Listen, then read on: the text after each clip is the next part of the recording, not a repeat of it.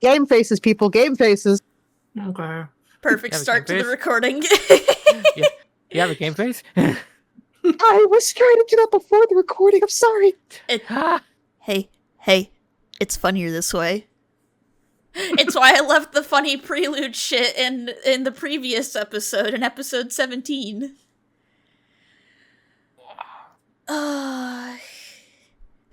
But hello everyone and welcome back to Tomb at a Time, the real-time D&D series where you too can be a part of the fun.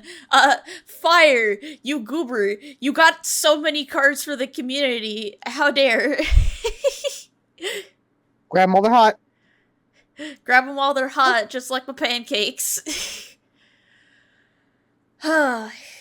But since we're going into a little adventure, I hope you've made peace with your gods today. We'll start with introductions going left to right. I hope you all survive, starting with Q. Just a moment. Did you put food in your mouth right as I addressed you? No, I was finishing up the burger and it took a little too long. Game face. Long burger. We are professionals here. Absolutely not. Hello, everybody, people of the void, both big and small. My name is Chaos Jess /Noid, and I am playing the Nightfolk Dampier Barbarian Q, who has temporarily gained big tits. This will be promotional material that will only appear in a couple episodes.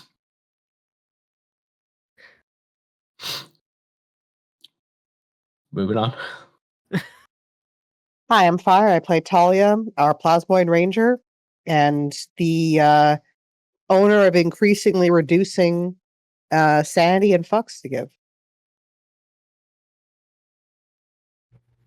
Hello, I am Moose and Moosta Productions, and I will be playing our Light Genasi Cleric and local sad boy, Eletris.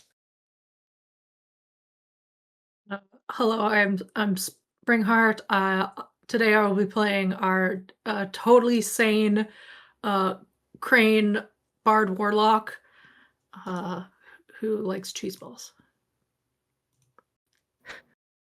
Hi, I'm Ben or Tavern Cat Records, and I'm playing Ratuli, the little bunny wizard who's starting to get really sick and tired of being a part of this party. You can't be sick and tired of being part of this party. You've only been a part of it for 2 weeks. Well, it's probably been longer. 2 weeks isn't. 2 weeks is enough because he's been so used to just working under Gooby. So it's just like I want to go back to my introverted ways where I hide in a cave and don't have to take baths. This man was kidnapped by frogs. He's never done shit like this before in his life. Feel the burn. You're just touching grass for the first time. Exactly. Touch grass, gamer boy. I'm about to say, this is his touch grass field trip. He'll be so done with touching grass after this. It's just like, I never want to see a single blade ever again. And I'm Miguel the Werewolf. It's not the grass that's the problem, it's the frogs. Groose takes offense to this. Not specifically Groose, but more so just... I am Sky Groose. Oh no, they're multiplying. I am Sky Groose. I am your Grand Groosus. I am here to give you the instructions of how you know to the Groose. fucking you know the fucking Pomni stare. That would be fucking Ratuli if you saw that happening. Wait, are you Shadow Groose? You look like I can be Sonic and you can be Shadow. I am the perfect life form, yes. I have shoes that let me glide, and I'm going to have a gun and be in a very broken 2006 game release for the PS2. But all your friends will really fucking like it. Exactly, and there will be a very good dub of it, yes. Already it unravels. Look, at least this is my fault. I mean, good. And then years later, some Irish motherfucker will come up with a game where donations influence on which route you go. Oh Lord. Don't give me ideas. Fuck off, ad break. I'm snoozing you. I want to get my name in first. And I am Miguel the Werewolf, your friendly neighborhood werewolf VTuber, and a Serac Stannon, and in this current case, I am also Skygoose, the brain of the party, yes. I provide all the insights.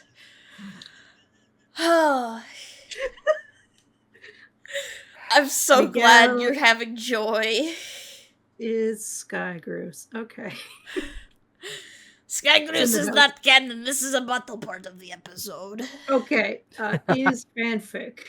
It is the fan fiction that Groose writes in order to keep their sanity after. This is all going on in Groose's head. Yes. It's in the back of the diary. Wait, what I if honestly it's thought like? that. What if Sky Groose is like Doodle Bob? They come to life out of Groose's diary and No, start I imagine the thing that's like going on constantly in the back of Groose's head is just the Benny Hill theme. Oh, Just constantly 24/7, even when they sleep. That's why they're like this. No, it's that music, that meme music that's like do do do do do do do do do do do do, and people are dead. Oh, that's even worse, God. Oh, Groose is writing in their diary, and all of a sudden, me hoy me noy. me hoy me doy. I am Yo, yo, Doodle yo. Groose. I am Deuce. Deuce. I see you haven't used a comma here. Do you want to use a comma? I'm Groose Clippy. I am here to provide you your spelling mistakes and recommendations on how to do an email, and I am not AI generated because Clippy is superior. See, audience, it doesn't take that much for us to get off track. Fun doesn't- fact, one of Moose's dogs was named Deuce. Deuce? Yeah, for some reason my brother named him Deuce. Well, I mean, it just Huh. means two, so.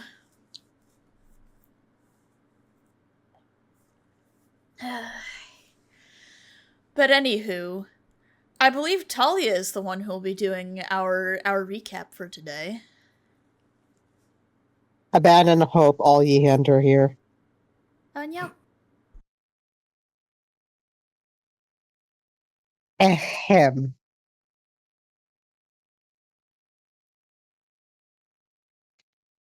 Day 75 since awakening. The last 24 hours have been taxing. The watch after the Warwick strike on us was quiet, by the Emperor's blessing.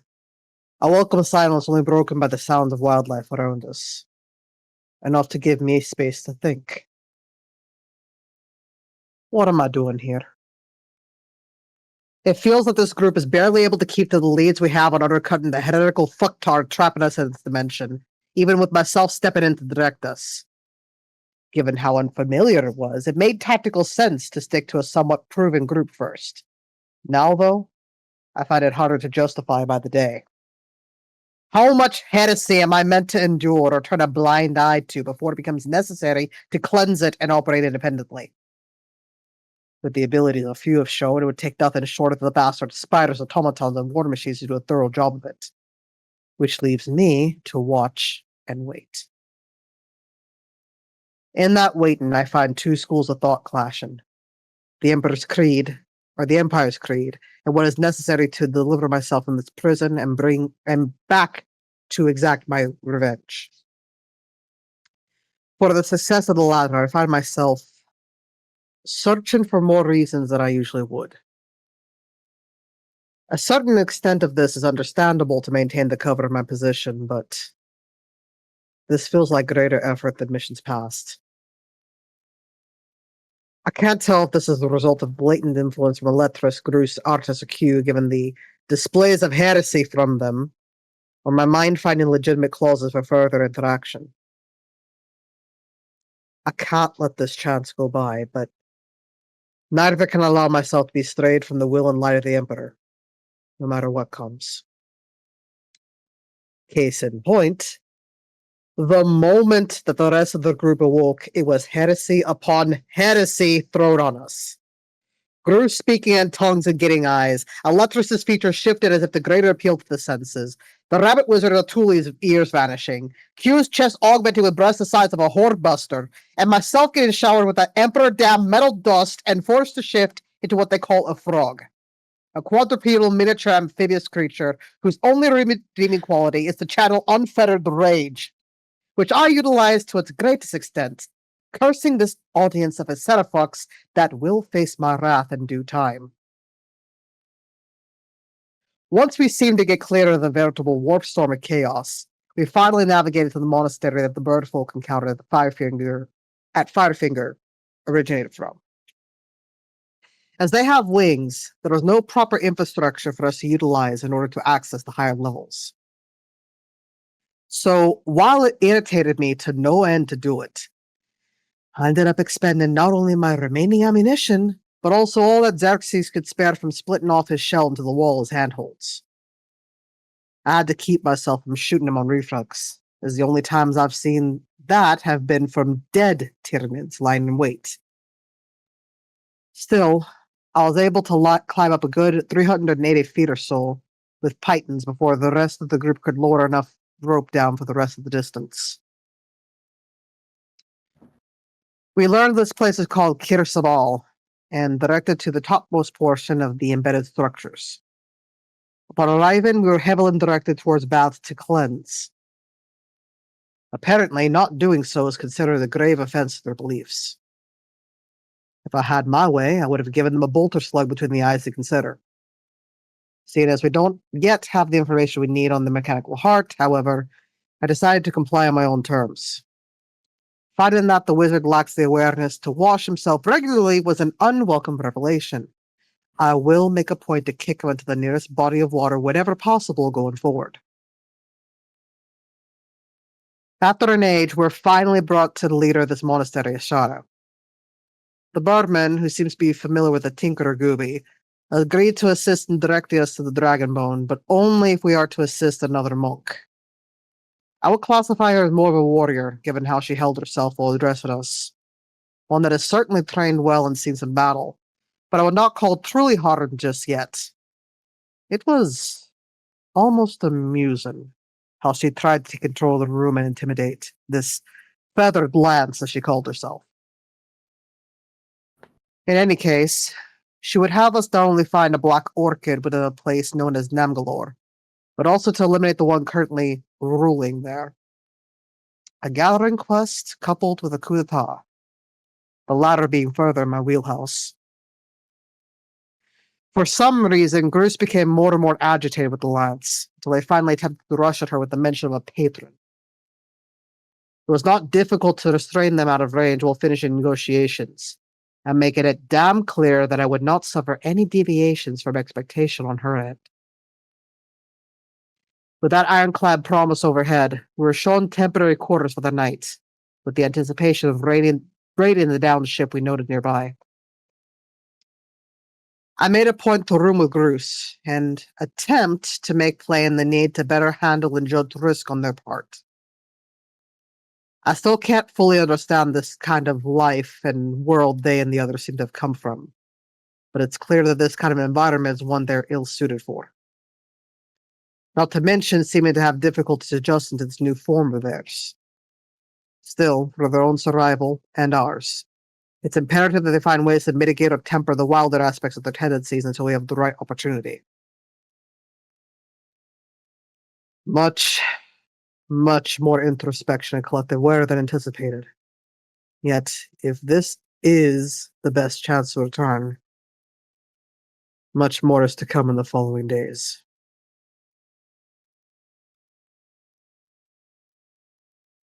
End log. I would just like to note that while you're reading that amazing, in-character insight into everything that happened, above my head have been the words Q's chaos given Tatas with the explanation. Yeah. Dear God. I warned you all about the log. Talia, what am I doing? What am I doing here? Why am I attached to these idiots? Again, why am I cursed again? Also, Fire, I should just note that False said that she really missed Talia. Thank you, but also I ask, why? Why though? Why not? Because she is a strong, independent woman who could kick our asses and crush our heads between her thighs like a watermelon. Talia, what was I willing to put up with today? Another test. Another test. That's Alright. Because I haven't caught a Tomb stream in forever and she's lovely. I agree. Alright. Before I forget, because I finally found it.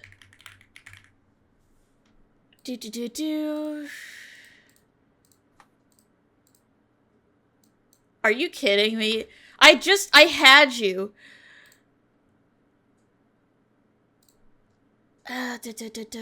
Handout. DM, do I get cheese ball? You do get a cheese ball. Cheese ball. Yay. Here you go. Here's what Ashara looks like. Now that I finally found it. Perfect. Ooh. He is Birdman with Nice. spear. But we'll go ahead. So let's first and foremost go to Ratuli and Electris. Electris, are you playing on the Game Boy right now? I mean, yeah. So, Ratuli's already familiar with the Game Boy, so do you guys want to do anything in particular while you're doing that? Or are you just hanging out and playing Pokemon Yellow? I personally can't really think of anything unless Ratuli has something. Because Nah, Electris is just kind of taking this moment. He wasn't the biggest, like, Pokemon enjoyer back in his world just because he had to do so many other things apart from playing video games.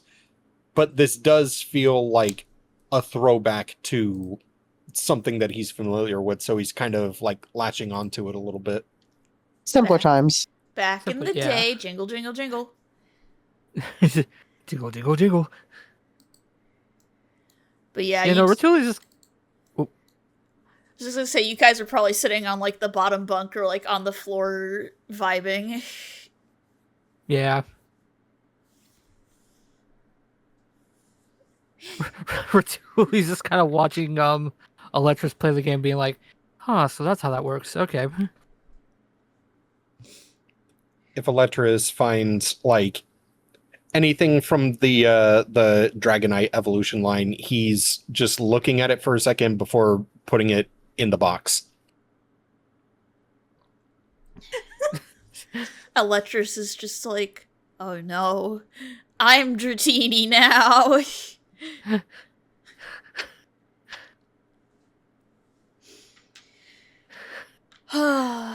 Closeted dragon. Closeted. Closeted dragon. He'll come out eventually, whenever he's ready.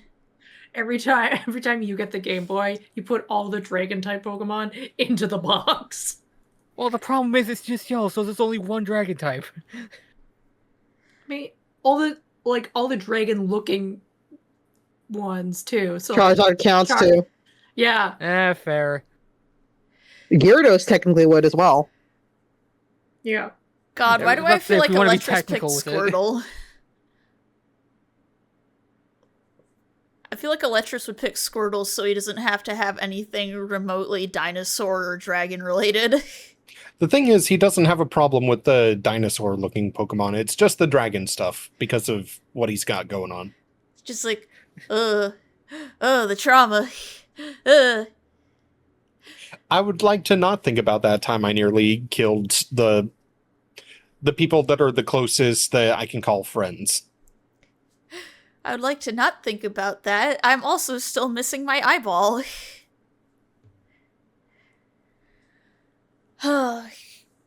But moving on to Q and Xerxes. Q, what are you up to tonight?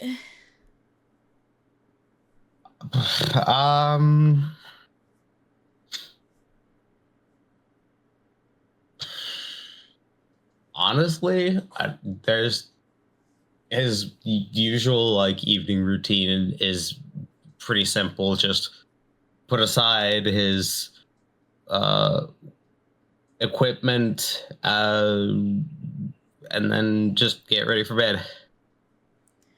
Are you on the top bunk or the bottom bunk?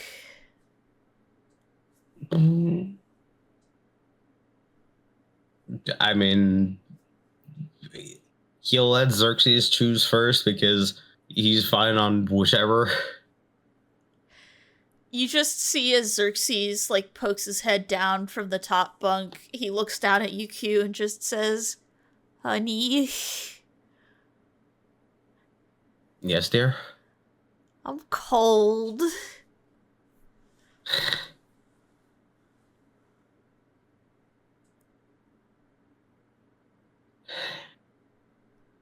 Well, would you like to bunk with me? Is that okay? I mean, yeah. I don't mind. That's when you just see him climb down from the top bunk. It's not quite bug-like, but it's like... You know when someone, like a kid, will, like, flip themselves upside down from a bed or a couch kind of thing? Yeah. He does that, and he just, like, very softly scuttles underneath the blanket with you.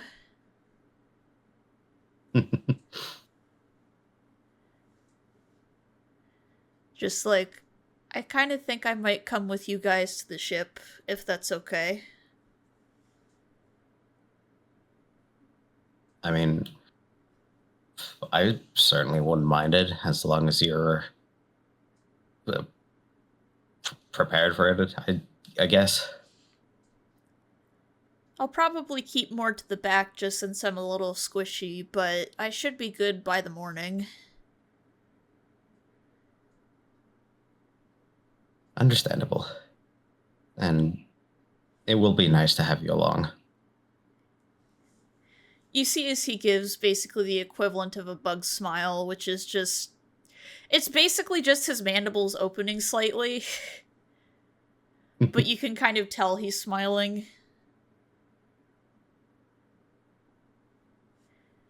And then he just kind of looks at you as just like, I think when we go there, if we can figure out more of, well, how my anatomy works, that might be good. Even if they just have documents or something.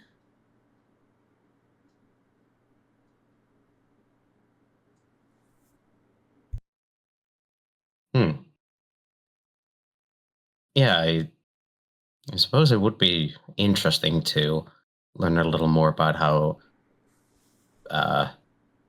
the big bug biology works. He just gives a nod. It's just like, I don't know a lot about insects, but for instance, like, when I eat food, it feels different. It doesn't feel the same, and I smell and see things different than I used to, and it's very strange. Yeah, that is understandable. I haven't really noticed too big of a change in my smell or hearing, despite being, a Batman now. But they might be a lot more subtle than I give them credit for. That's when Xerxes just, like, he kind of looks at your ear and kind of doesn't necessarily, like, turn it, but he holds it with, like, one of his hands, is just like, I wonder if maybe your hearing might be the same because, well, you're a vampire, or something similar to that. Maybe it dulls it?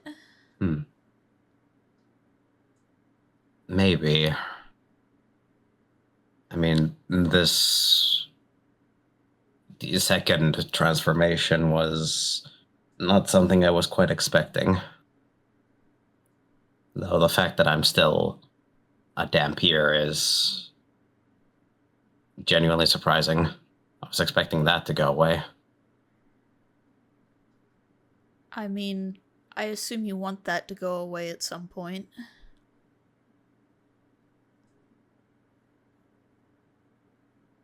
Yeah, it would probably be for the best that it goes away. He just takes your hand in one of his hands and looks you in the eye and says, I'll make sure to help you find whatever it is you need for that, okay?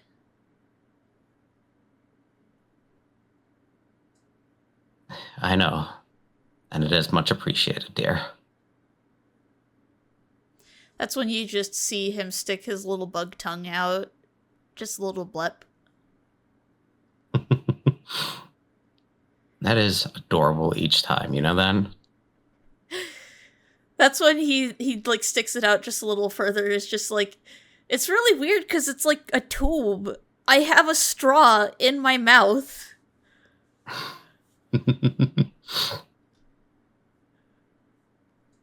Well, in some cases, your tongue being a tube is pretty handy, no? I mean, outside of being essentially a walking storage container, it's also really good for drinking drinks. I don't think we have plastic straws here, so I can't say I'm effectively saving the turtles. Well, at least you have sort of easier and more direct access to the liquids.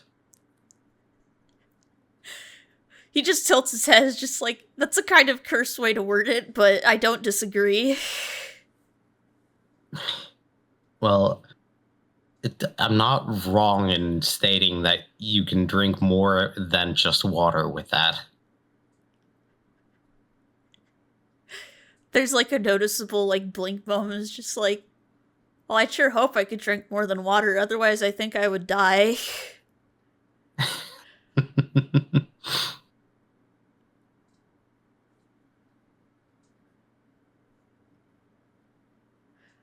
Adorable. So are you?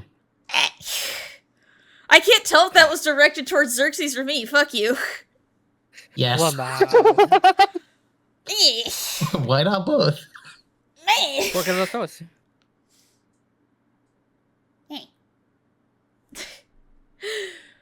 Fire wants me to wear a hat. What do you want me to wear as a hat, Fire?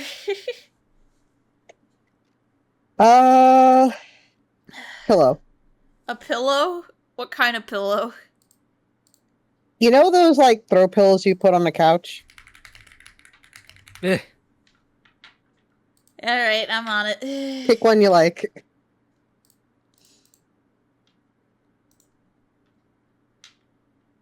You get it because it's pillow talk? Oh. It's like non-horny pillow talk, though.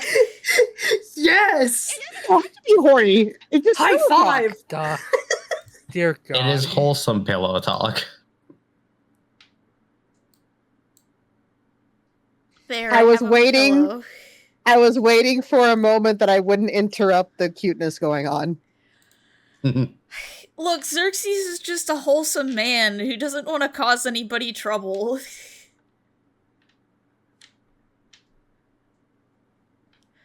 He's a wholesome man with a straw.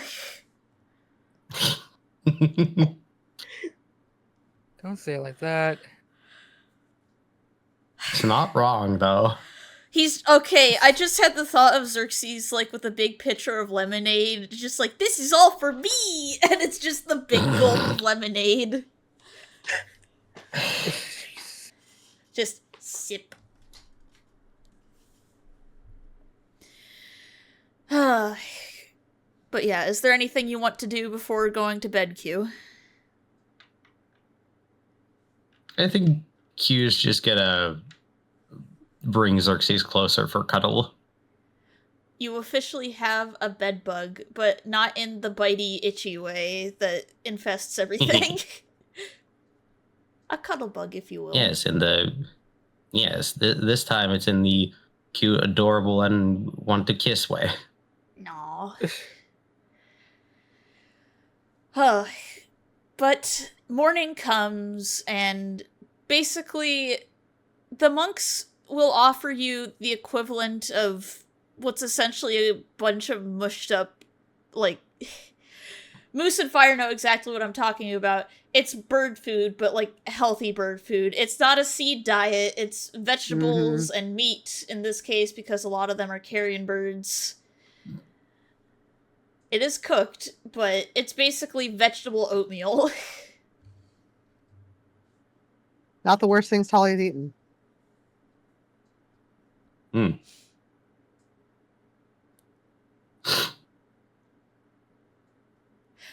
I'm just gonna roll something. Q, call it high or low. Oh boy. Low. You see as Xerxes pulls out a shaker from the fucking ether and starts putting spices on his food. Oh god. Q's like, hey, pass me some of those spices. He passes it over, and it's like steak seasoning. Hell yeah. Dude, toss that to Electris. He'd fucking love that. Electris, do Yeah. you want the steak seasoning? I mean, he's the chef. Why not? Xerxes is just like, I don't know where I got this from, but I have it now, and it tastes good. Was there an audience member that gave it to you or something? I don't know, but it's the same brand that I used to cook with at home, so can't complain. That was weird. I held down control and it made the sound of like, it works, now it doesn't. It works now, it doesn't. Oh, yeah. But yeah, Electris is just like reading over the ingredients on the back, just like something familiar. Finally. Finally opens mouth, like throws head back and starts sprinkling steak seasoning in. He'd probably just like put like a little bit on like his little finger and just like put that on his tongue.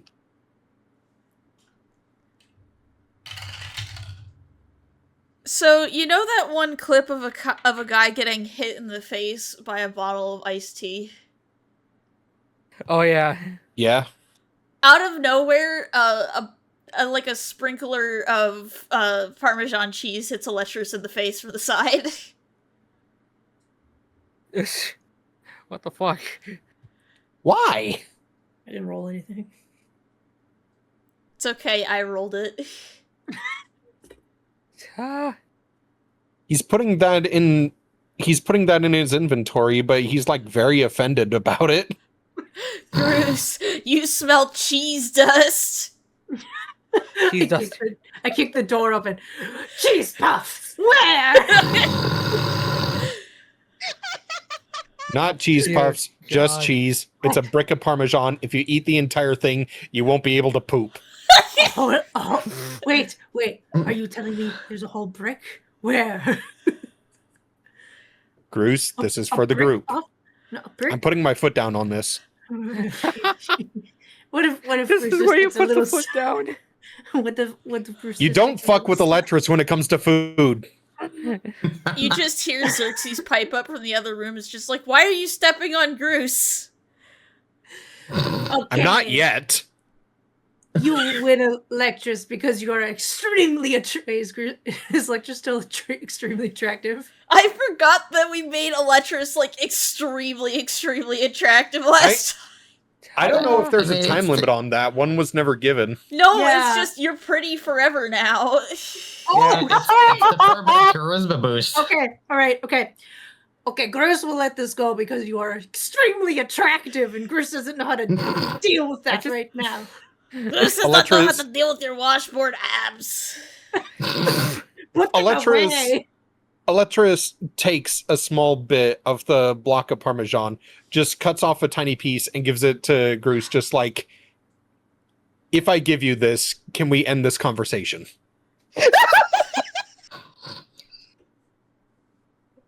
Yes, hand it over. See. Just like a He does fucking so. brick of Parmesan. Gruss takes Is it it. like- The goblin runs away. question: is it like one of those like big fancy wheels from like from actual Italy or some shit like that, or? Call it high or low. High. All right, 16.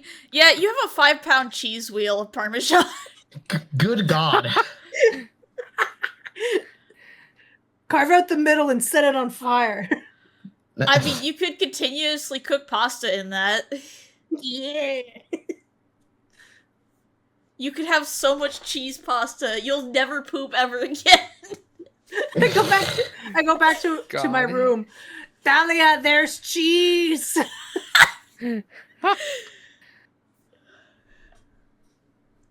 I had thought Talia was out there, but sure, I'll have Talia come out. Oh wait, hold on. Cruz looks around. Talia? Talia? No, Talia, did you turn into Jello? No, it's apples. Talia, you're Dear God. Oh, false alarm. At the table, you can just see Talia's expression turning into the more common disgruntled one from pretty neutral. If Talia gets hit with the rainbow card, does her flavor change? I don't know who's gonna be brave enough to try to find out. You asked this last time. Did I? Yes, you did. Oh, wow. Look, I was so brain rotted after last session, okay? We made Electra's sexier, we gave Q titties, so we also made Q sexier, just in a different way. And now Electra's is a 5-pound wheel of cheese. Oh, I'd like everyone to know that I don't have 6 eyeballs anymore. Oh, right, Yeah, no, my that's eyeballs needed. on. God. There are now 13 days left until Q's tits go away. I want you to know that Xerxes fell asleep with with his face buried in those, because he doesn't breathe through his face. He breathes through his neck. I mean, Q's not complaining. Damn. Oh, can I make that joke on stream? You're on Twitch, it's fine. Basically, I think Xerxes, because insects don't breathe through the same tube as they eat from.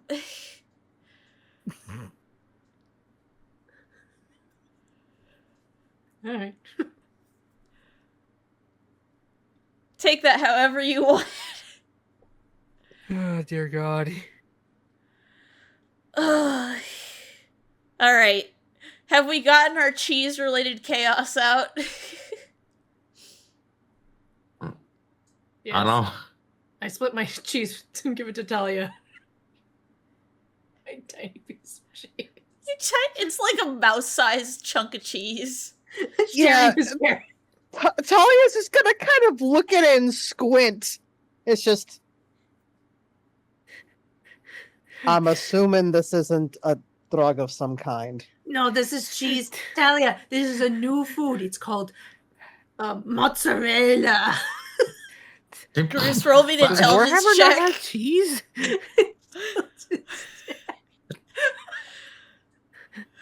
You think they Oh, don't I'm eat laughing so exclusively synthetic shit because they're constantly at war? It's Oh, like God. fucking So it's nothing MREs, but, like, exactly. Yeah, space MREs. Oh, Jesus Christ. Does Talia eat it's like that one bit from the Lorax where all their food is just Jello. Dude, it's Do I not. just I have wish it was intelligence? Jello.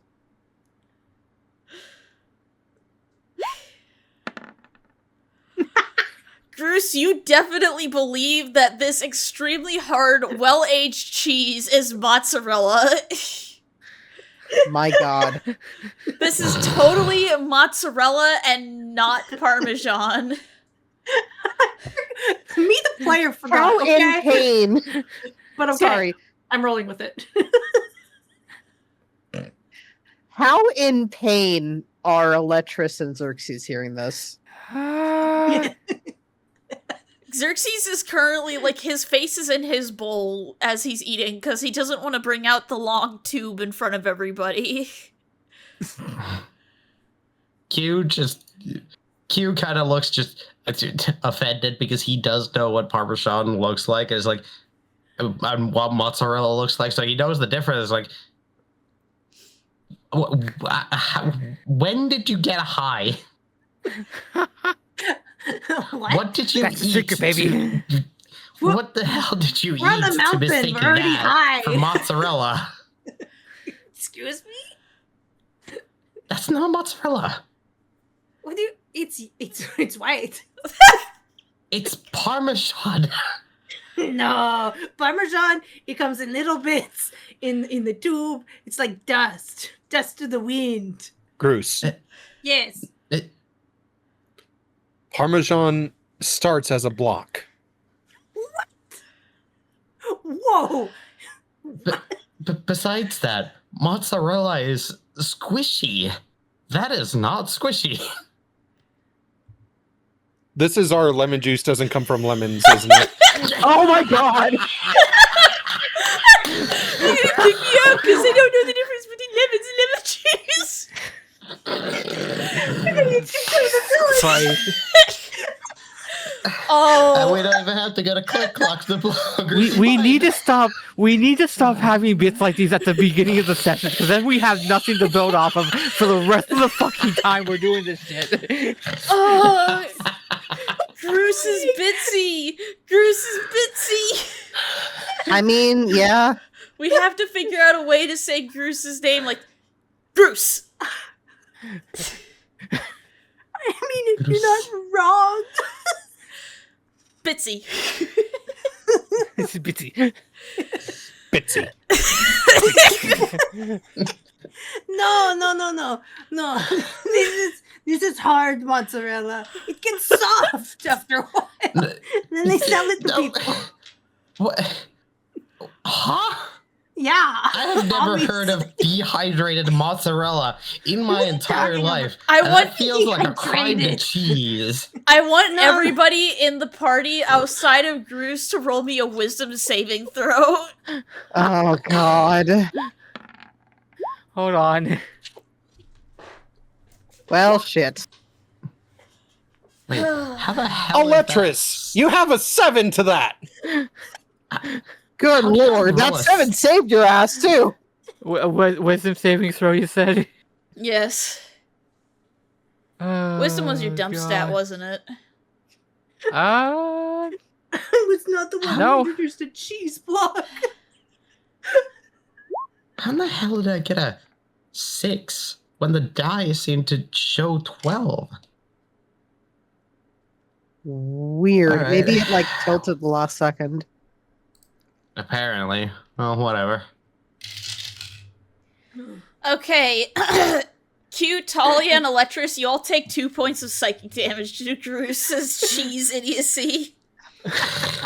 You're just gonna see the most done expression form on her face as the little piece of Parmesan just like sinks into her hand and starts dissolving. Talia, do you have a knife? I want to make an example. Oh, Bruce has a knife. Here's the thing. Talia pulls up a dagger and just kind of, you see her like twirl it and it's just. Tell me the example before I hand it over. Oh, hold on. Brewster pulls out a crowbar. I forgot Cruz had a crowbar! Cruz holds out a hammer.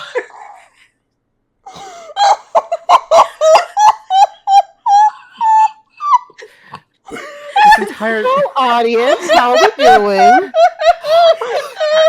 We're still at breakfast. can I do something really stupid with Ochili real quick? Yes!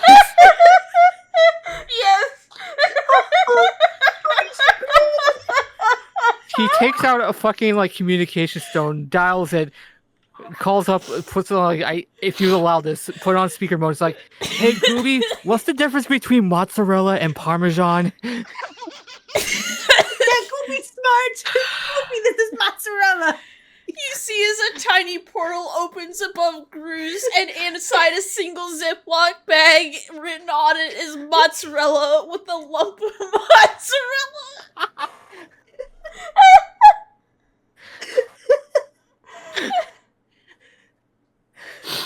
Wait, does it look like the Christ. one Bruce is holding? It's different from the one Goose is holding, yes. Well, that's some good mozzarella right there. Gooby's got the good mozzarella. Bruce, just eat your cheese before I punt you out of this place. You have to be civil at breakfast. Gosh, it's not even 9 a.m. You're not being civil at breakfast. You're speaking crimes against cheese. What are you talking about? Gross just got cheese offered to Natalia, and then you guys are all talking crazy. I'm just That's- here You trying call to it sit. mozzarella. I can't Alexis, tell you if this find- What's wrong with I can't tell if mozzarella? this That is not mozzarella. I can't tell if this is Q being in character or if Noid is actually pissed off at this at this point. Q in character. Chris is just trying to eat her cheese and peas. Just to eat it, you don't need to say what it is. Fine. Bruce will no longer share their food with anyone, okay? Bruce will just become a cold-hearted bitch, okay? Is that what you want? You want Bruce to just become a cold-hearted bitch and not share her treats? That's what I thought. wildly different from what I was talking Bruce about. doesn't hear you. Bruce doesn't hear you. Bruce is gonna be quiet and in control and a solid rock. Like this mozzarella. You see as like Xerxes after a few seconds walks over and like that one bit of Bubble from Digital Circus just sticks out his proboscis, takes the hard mozzarella, quote unquote, and eats it. Just meh. Gross's mozzarella. It's Parmesan, let's go. Grabs Groose by like the just pulls Groose along. Xerxes has Groose like underneath his arm like a barrel. Groose was prepared. Groose has backpack and everything. I will let everybody else decide if there's any supplies that you want to get from the monks before you leave. I will wait with Talia because I'm going to need help with a melee weapon, please. Fucking A. I need a second to Sorry. breathe after that. Do we? I'll tell you what. Let's figure out Talia's weapon, and then we'll take a short break so that everybody can recover from the cheese. I just feel bad Electrus didn't get to make the point he was trying to make. He was just going to take the dagger and cut up a small piece of Parmesan so that it resembled the grated, either the grated or the, yeah, it would have been grated. Yeah. Just the grated Parmesan that Groose would recognize. Note to self, make a weapon that is a giant cheese grater for Electrus. Send tweet.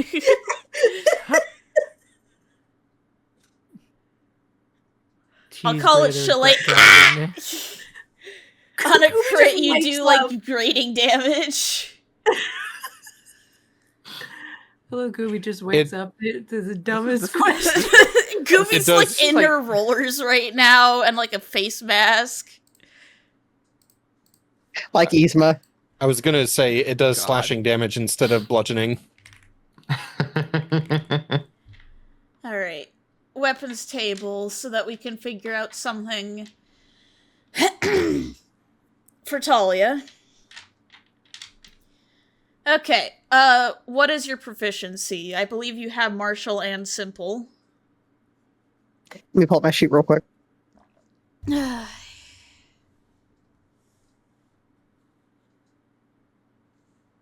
All right. Yes, martial and simple. Okay, so God. I laughed so hard I coughed and cried. Oof. Okay. So, here are the ones. I'm just gonna go down the list of things, and I'll read the ones that you'll be able to use with dexterity. So, dexterity speaking. you'll be able to use a quarterstaff, a sickle, a spear, a light crossbow. I wouldn't recommend darts, but you can take darts if you want to. A short bow, a sling. Let's see here. A rapier, a scimitar, a short sword, a trident, or a whip.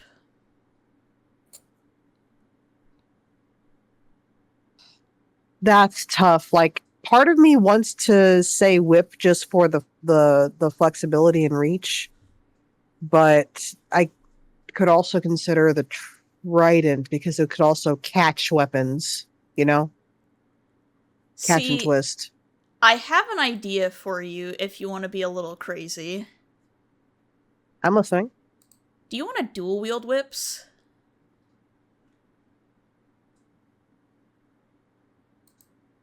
Huh. Because a whip only does 1d4 slashing damage, but you not only get reach, but you'll also have 2 of them, and you can go full on Trevor Belmont. I mean, why not? I hate to have to get her too much into melee range, but I don't have much of a choice right now until I get more ammo. I don't know how much ammo they have here. They are mostly a quarterstaff and spear type. I thought so. So Ship is going to have to provide me the ammo. Alright. Whip. Whip. Whoop. Alright, and I'm going to make one of these your offhand. So you are proficient, but you do not get your dex bonus when it comes to the damage. So that's A and B. Your offhand one is a bonus action, by the way, so... Got it. Basically, it's 2 weapon handling rules where you have to take an attack action in order to use your offhand weapon. Am I able to still do extra attack? Yes, so it would be 2 main whips and then 1 offhand whip.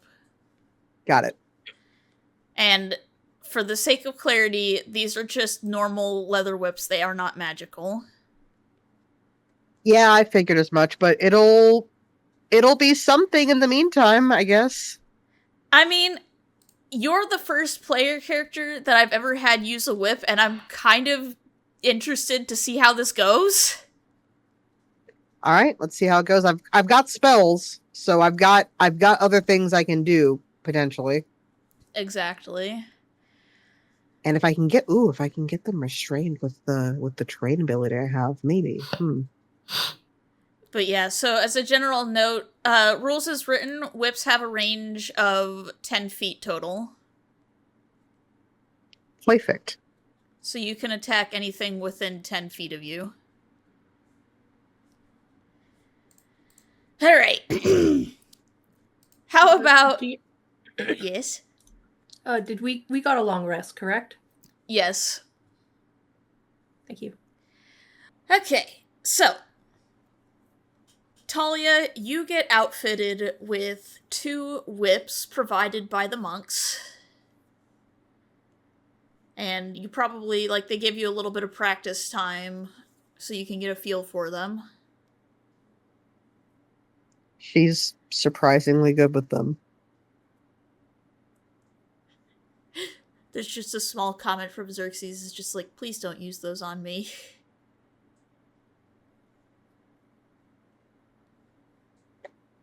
Can't say I see much of a reason to. I appreciate it. But you guys bid on your way and make your way down. They provide you an actual ladder this time so that you can get down. Hooray. Yay! Good. But I have Featherfall. Alright. We don't need to use that yet. I'm joking. There's 2 places that you can stop. So, the dragon bones that you're looking for are about here. So they're on the way. Oh, here? Yes. Neat. And the ship wreckage is here. I can't see why we wouldn't try to get the dragon bone since it's on the way. Yeah. Yeah, I mean, might as well. That makes sense. All right. Let me go ahead and get me book. There you is. Like, we weren't given any kind of indication that we would need their like we would need someone from the monastery in order to retrieve them, yes? No, the bones aren't anything special for them. Okay, cool. All right. So, not me realizing that I failed to roll ahead, so go ahead and move one. Oop. All right, you're good. Next up. Bang. All right, you're good. I believe that there is a map for this. Needles, bones, needles, bones. Is it in chapter 3? No?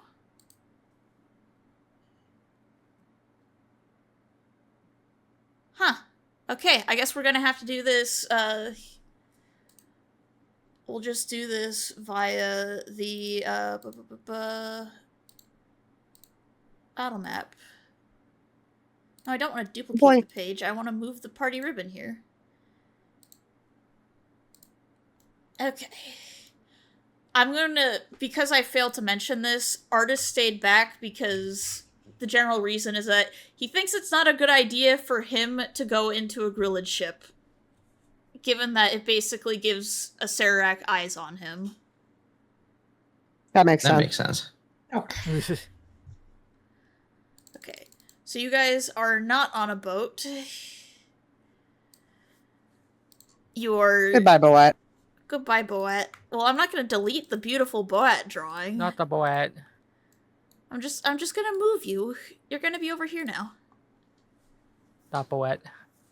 Wang. Not Boat. Okay. A wide sinkhole yawns before you, the earth around it littered with goblin bones.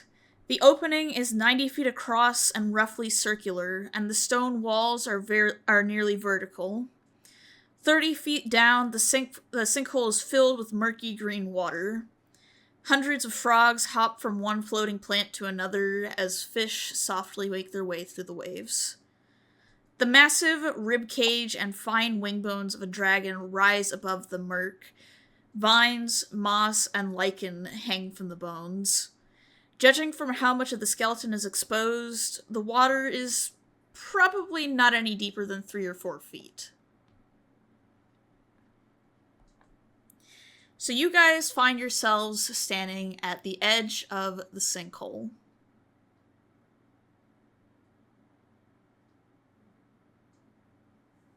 Oh boy.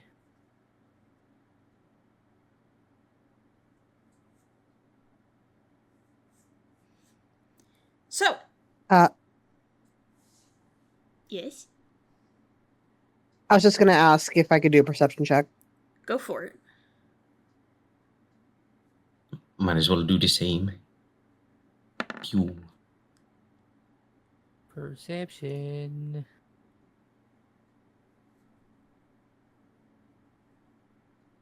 This one's twofold. One, looking for anything off, while also seeing if there's an indication of, bone-like substance.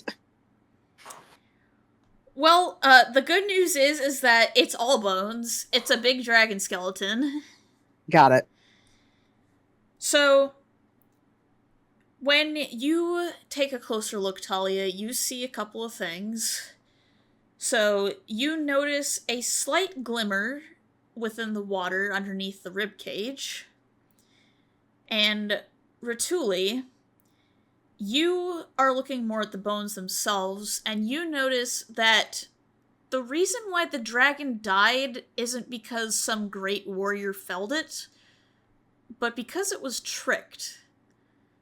You notice that bits of net that are ages old at this point lay draped over the bones, still taut and covered in vines and moss.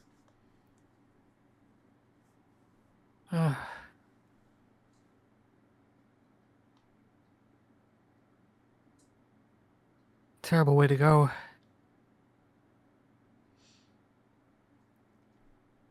If you guys go into the actual hole, you'll be able to investigate more. Talia's just going to speak up, kind of having a hand at her hip where the whip is now prominent. Just watch her footing down there. There's something under the skeleton. I can't quite get a good glimpse of it, though. I appreciate Groos's drawings. Keep going, keep going. Okay. All right. It's like a genuine appreciation. I love it. All right. I'll keep going. Can I... Hold on. Can I use detect magic on the area just to see if there's anything, like, magical like, protecting the area or something like that? I'll let you do that, yeah? So, yeah. There you Okay. go. You see a glimmer of magic somewhere on the stone wall.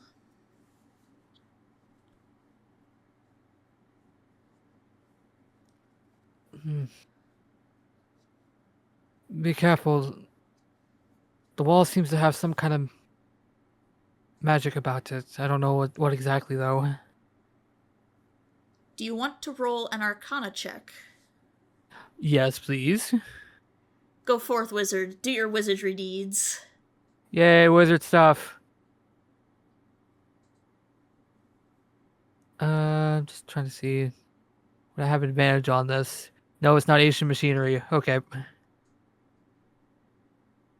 It is, in fact, rock. Rock 21. All right. Rock. Rituli, you get closer and you notice that this is actually a hidden passageway. It's not particularly big, but you figured that if you smeared whatever the dragon's element is upon it, you would get access to it. Huh. Anyone here a dragon expert?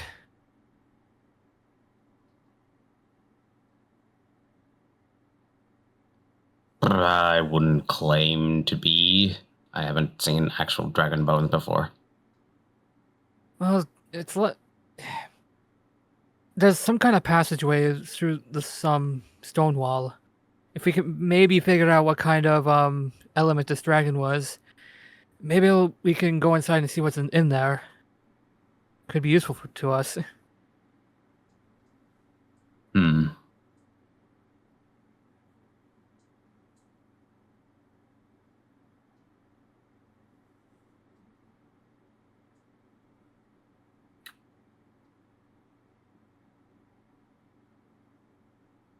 I mean, if nothing else, I can go down there to check it out.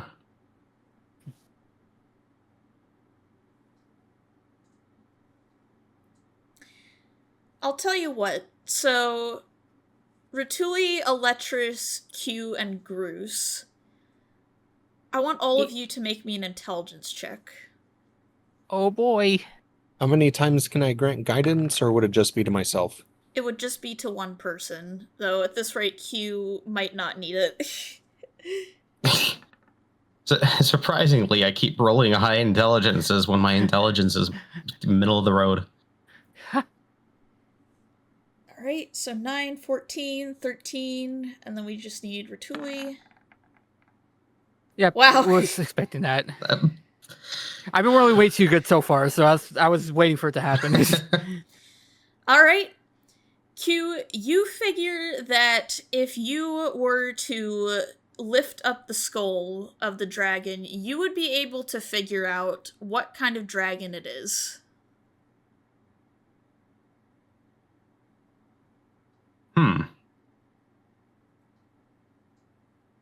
Okay.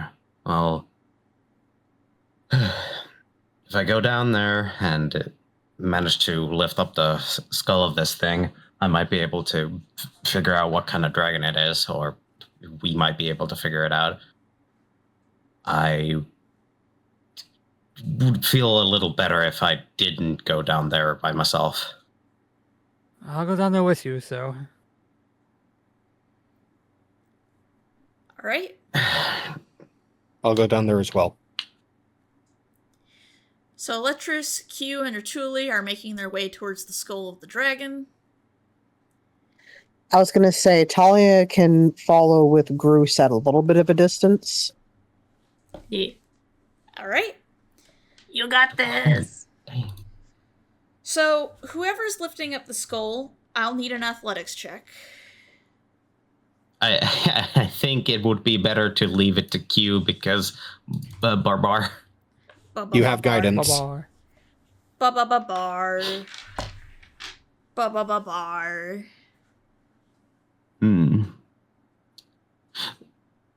Just a slight inquiry. Would it be beneficial to use a rage to try and get a advantage on the strength check or no? Well, it's an ancient dragon, so probably.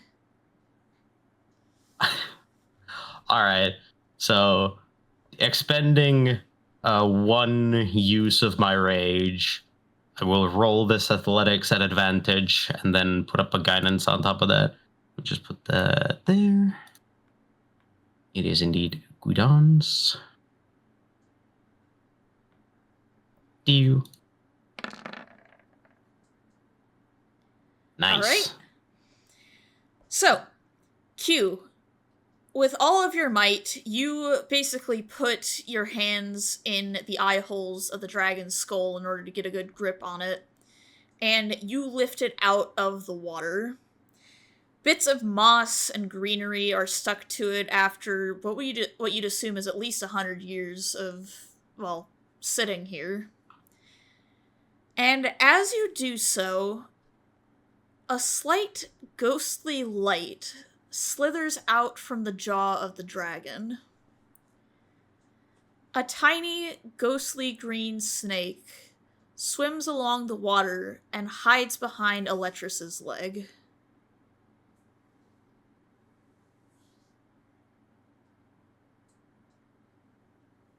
Huh. Dragon trauma. Eletris is Oh, just gonna, like, sidestep. So you're stepping away from the snake? Just a small sidestep. It's like when you're dodging a bee. You see as the snake continues to hide behind you, it looks like a kid that's hiding from something scary. Is this snake like staring at something else was down here, or? It's just watching Q move the bones.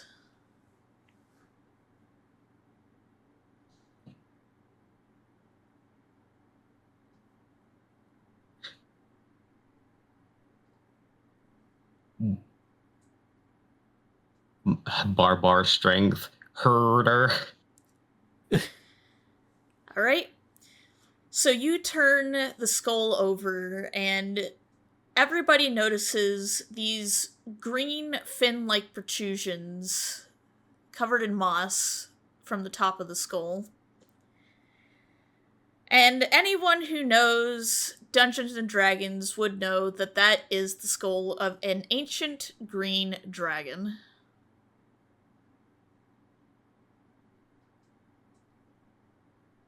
Huh. That's interesting. I guess it makes sense given the location. What do your nerd eyes see? It seems to be a very old green dragon. Green dragon. Ha. Huh. Is this a problem for the uninformed? Eletris sidesteps the little snake again. Well, given that this one has long since passed away, it shouldn't be a problem. But from what I remember, green dragons are of the venomous, or would it be venomous or venomous kind? Yes, that's They breathe poison. correct terminology. So Yes, they would be venomous, and they have the ability to breathe poisons. And poison, huh? some of them, if I remember correctly, are cruel tricksters.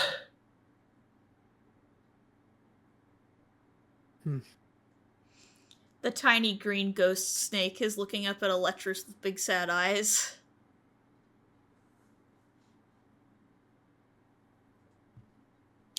Electrus just looks down at the little snake with just like.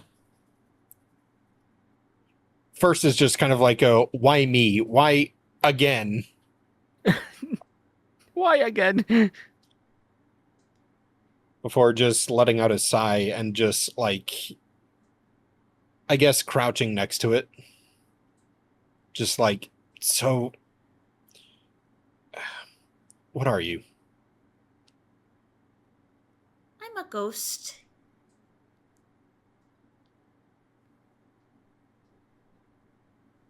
Electrus just kind of blinks. Just, okay, this one speaks. Well, you're talking. Just, well, yes, but there was. Never mind. Does anybody We all else hear in the that. party speak Draconic?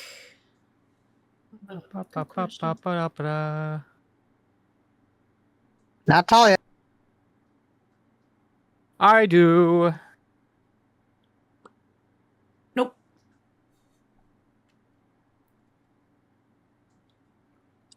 Q, do you speak Draconic? Draconic. No, unfortunately. Alright, so Ratuli's the only one that will recognize that Electrus is speaking in Draconic to the snake. Yeah, his ears flick here and that, looking between Electrus and the snake. The snake just looks up to you, Electrus. It's just like, why are you moving my bones? Just, your bone. You were the dragon? Yeah. Just, well, we lost a friend of ours.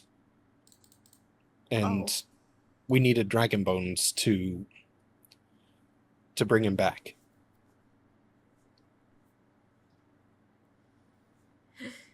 You see as the snake gives a little bit of a pout, it's just like, well, I don't see why he gets to come back and I don't.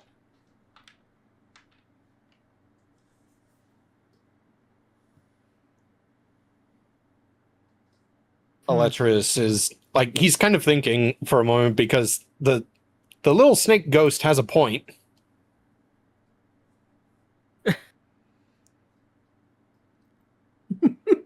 Was your friend also a dragon? I mean, yes, but he didn't start out as one. It's I don't know enough about dragons.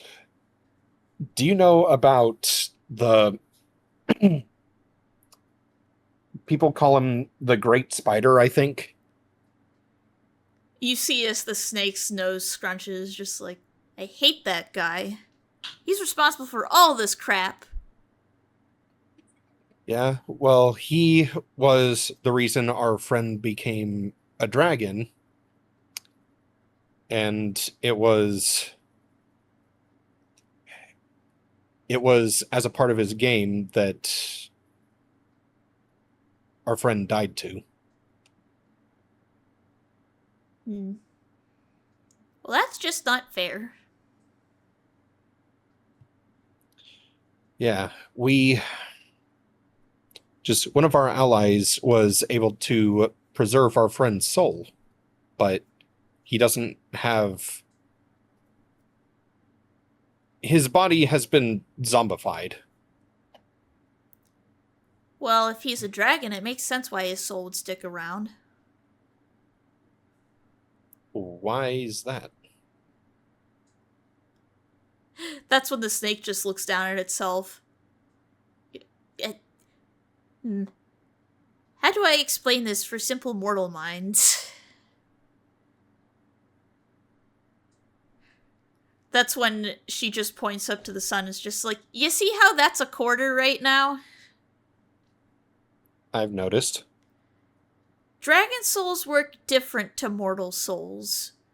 When a dragon dies, we don't go to the same place as mortals.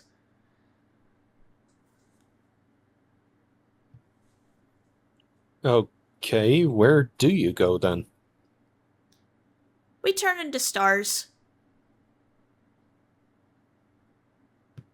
Electris blinks, just...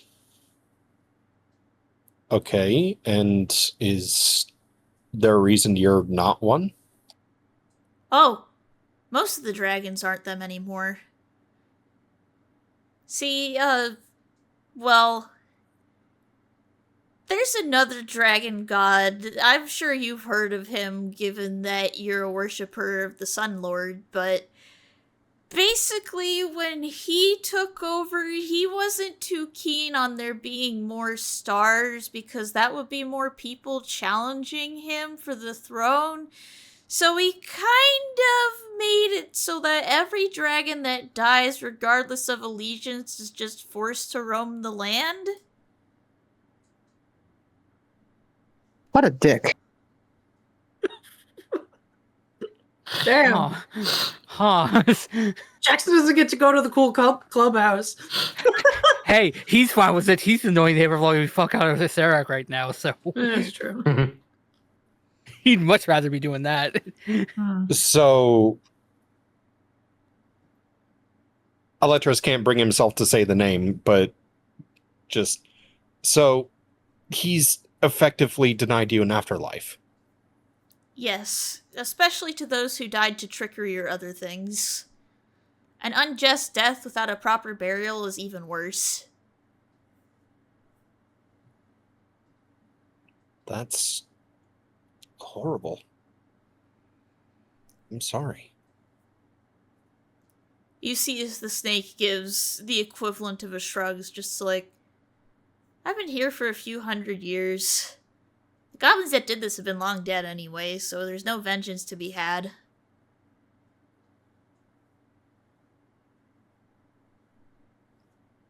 Still, to be stuck this way, it's not right.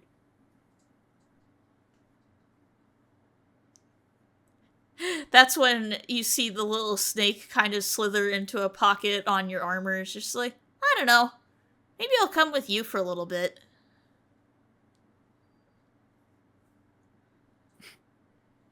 Electris doesn't say it aloud, but in his mind, he's just like, another one inviting theirself along. You guys just see as this little ghost snake is sticking their head out of, like, the collar of Electris's shirt. Ichabod, look. He made the friend. He made friends with an ancient green dragon, whose soul apparently is very childlike.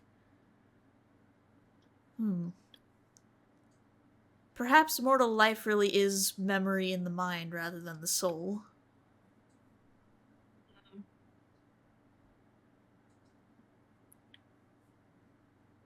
Electris just looks down at the little ghost snake, just... Well, I suppose I can't stop you from coming with us. Not that I'd be willing to try. That's when she just gives a little shrug. It's just like, look, I want you to look at the puddle you're standing in. Imagine sitting in that for hundreds of years. It's cold.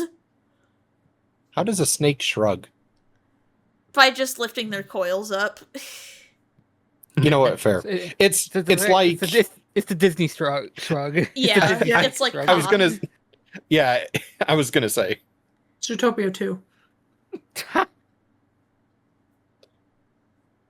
haven't seen the.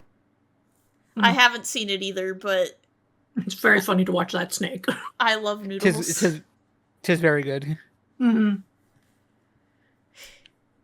Well, if you're going to be tagging along with us, what should we call you? I'm Needle, and consider me coming along with you as, well, in exchange for you taking one of my bones, I guess. Not like I can do anything with them. Just... That's more than fair, I suppose. And out of character, you said needle, correct? Yes, like sewing needle. Okay. Just wanted to make sure I had that right.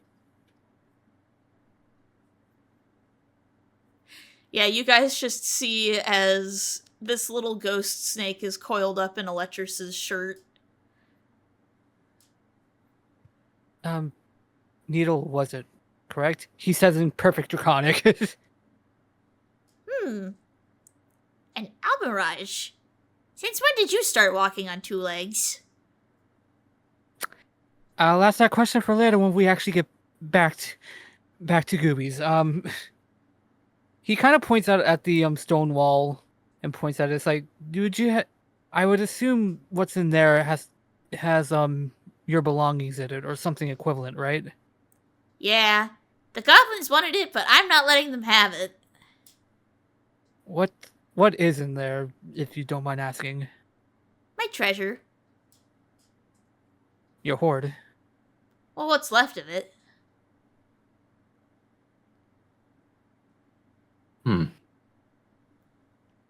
I'd hate to pry, but would you mind if we were able to take a look at it? Meh. You can't take treasure to the afterlife. Well, now we just need to find a good way inside.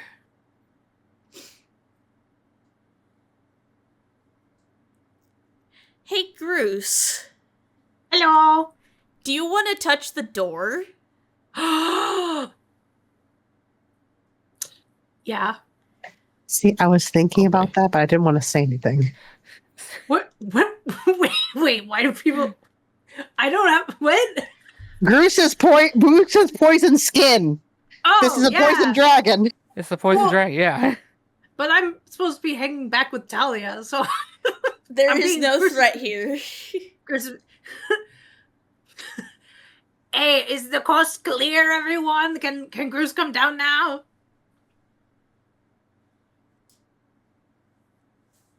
The boys are being quiet, Talia. I don't know what's going down there. Coast is see as us clear as that it's going to fucking- be. Okay, cool. Bruce has this sudden urge to slam that door with her hand. Well, well, I mean, there shouldn't be any problems with that.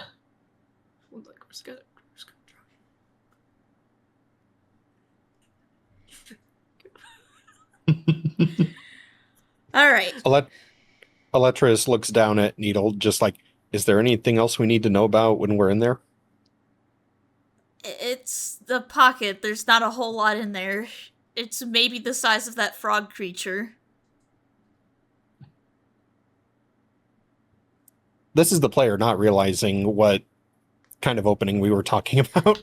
Ta!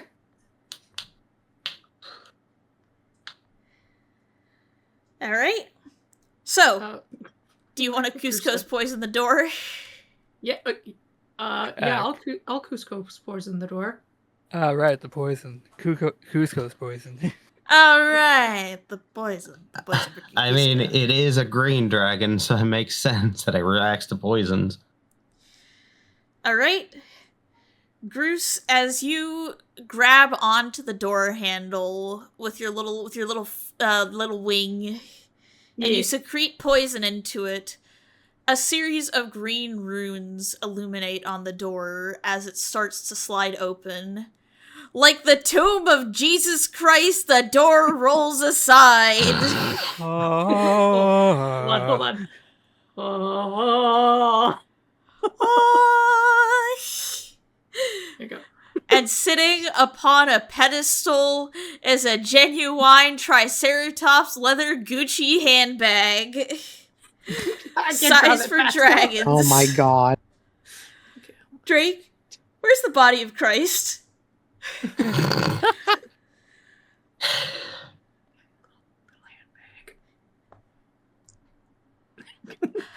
What the fuck?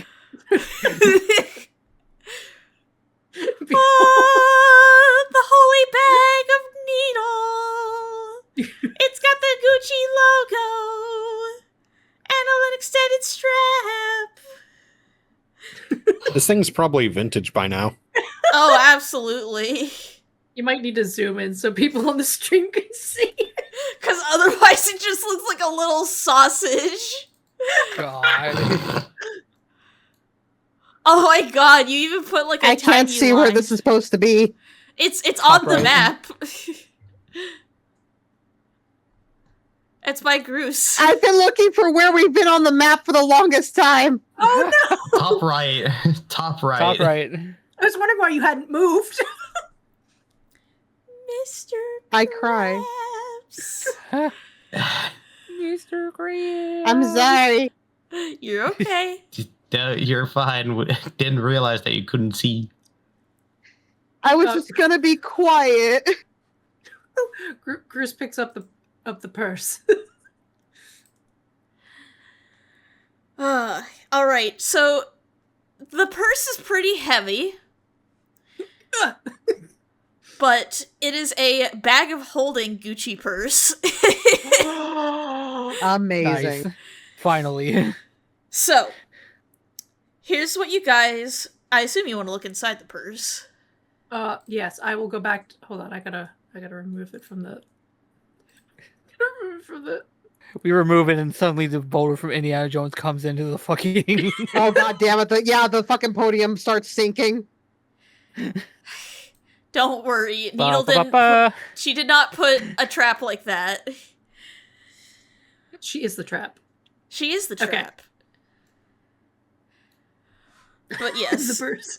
So I assume everybody collects around to get Needle's treasures. Yes. Yep. As well as bones. Yes.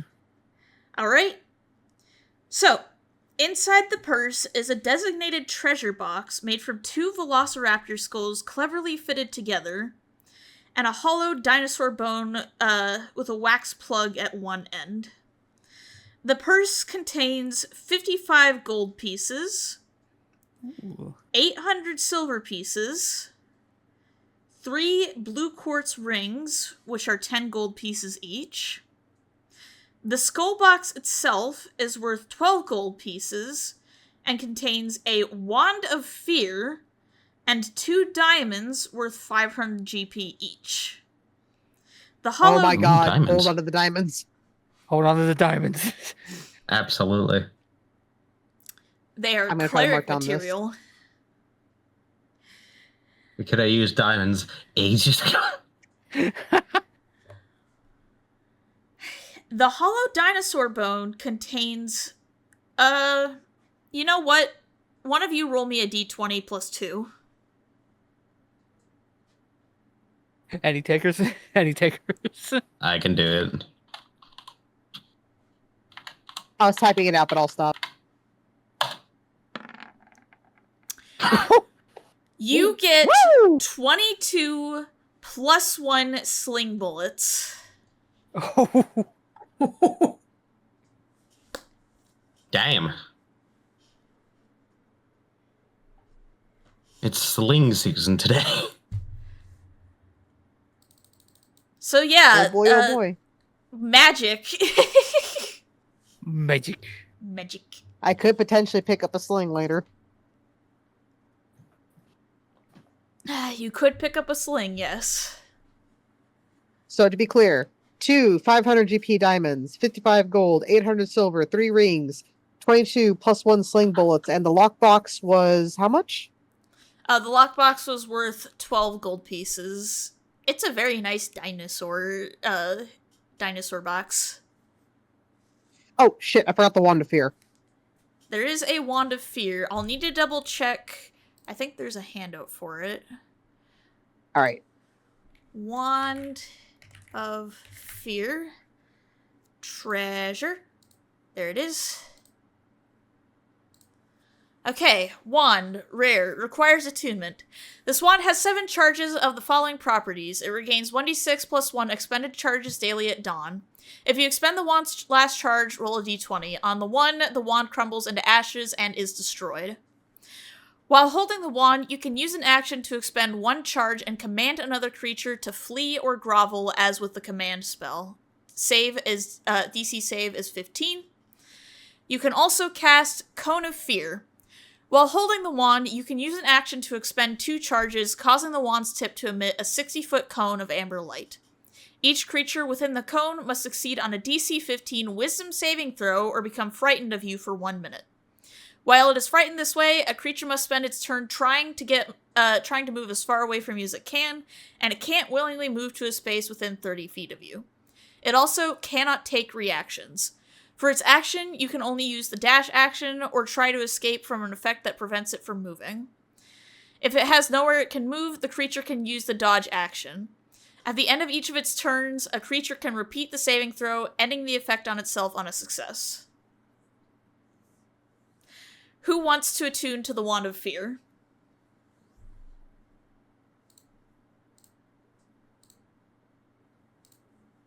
You can also sell it if you don't want to keep it. I'm gonna say I've already gotten something recently, so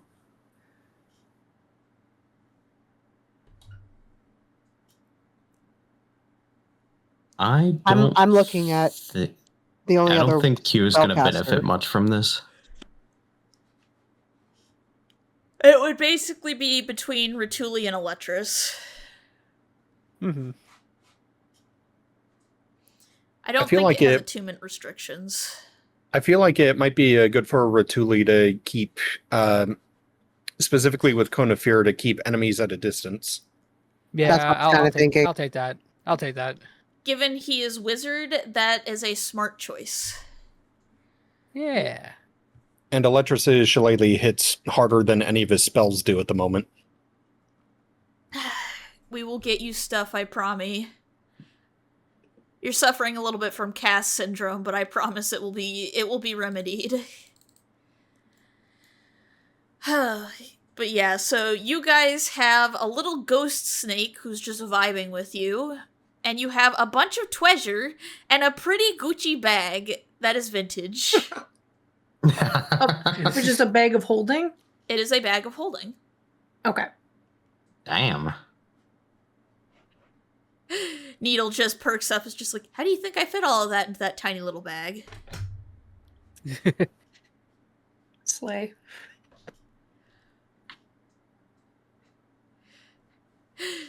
She just like flicks her tail a little bit. It's just like, yeah, my husband gifted it to me on our wedding day. He was so sweet. Your husband. Yeah, I'll talk about him more later. I gotta get to know you better. Fair enough. New quest unlocked. Get to know Snake. Let me write it in the quest log. Get to know Needle, the NPC that I made up because I didn't want to have you guys fight fish, honestly. Yay. It would have been a waste of time, okay? Yeah. Look, I'm not complaining. I'm always happy to meet NPCs. Yeah. She's Oh, just a little goose noodle. What are we gonna do about these bones? Oh, we gotta take a bone. What's the smallest That- bone? That's what the bag of holding is for. Oh, yeah. Right. That way we can keep it in there. We don't have to go straight back to Gooby. So. A tooth is probably the smallest bone you're gonna get. All right, give me just a moment.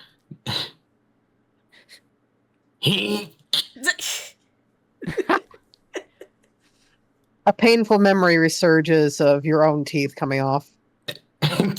Yeah, but he tries not to think of the toothache he just gave himself. It was right there. I'm sorry.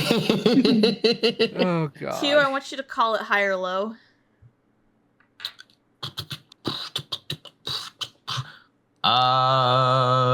Let's go low.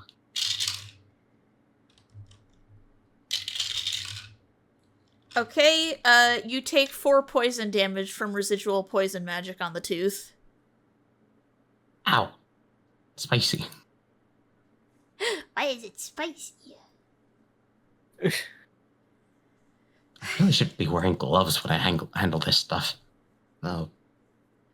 Might get blown off. I don't know. You just hear Xerxes in your brain is just like, alright, mental note, making gloves. And you see the knitting needles pop out.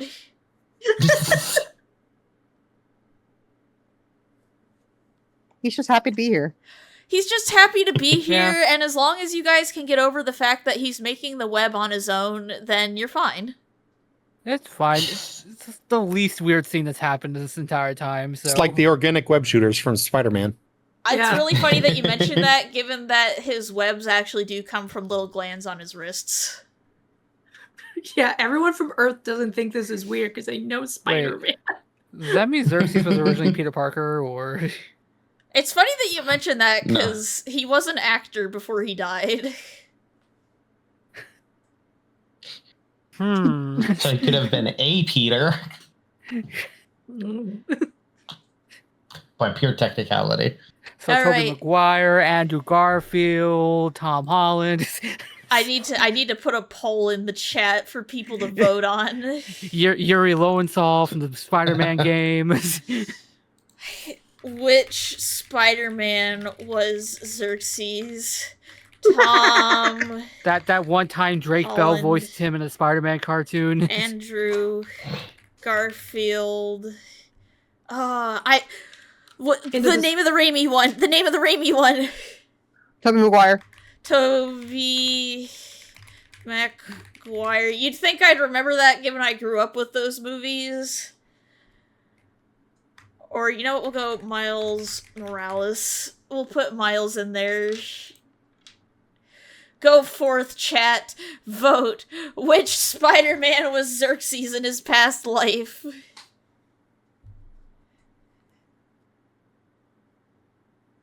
Alright, we have 1 vote for Miles.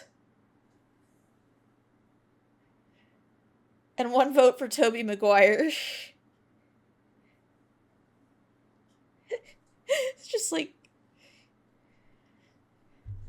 It's just like you make your webs on your own. Just like, yeah, just do it. Just do it.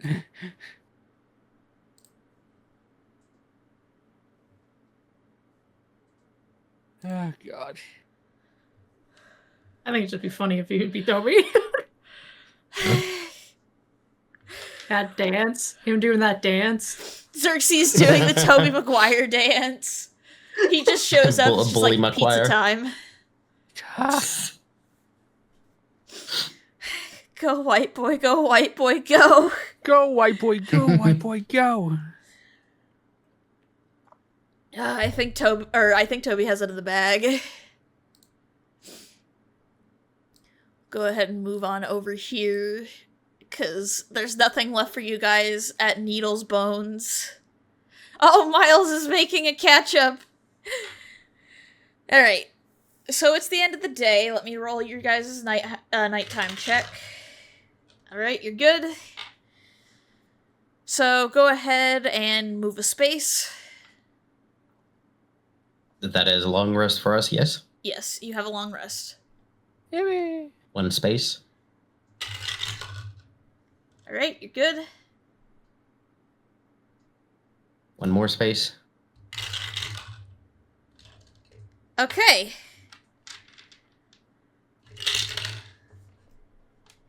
$86. Please hold, I'm bringing up the compendium. Oh boy.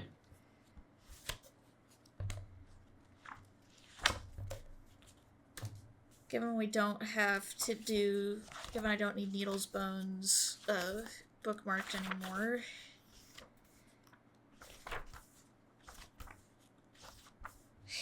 The entire, final third of the book is just the final dungeon because it's so big. Okay. Makes sense. Can I get the...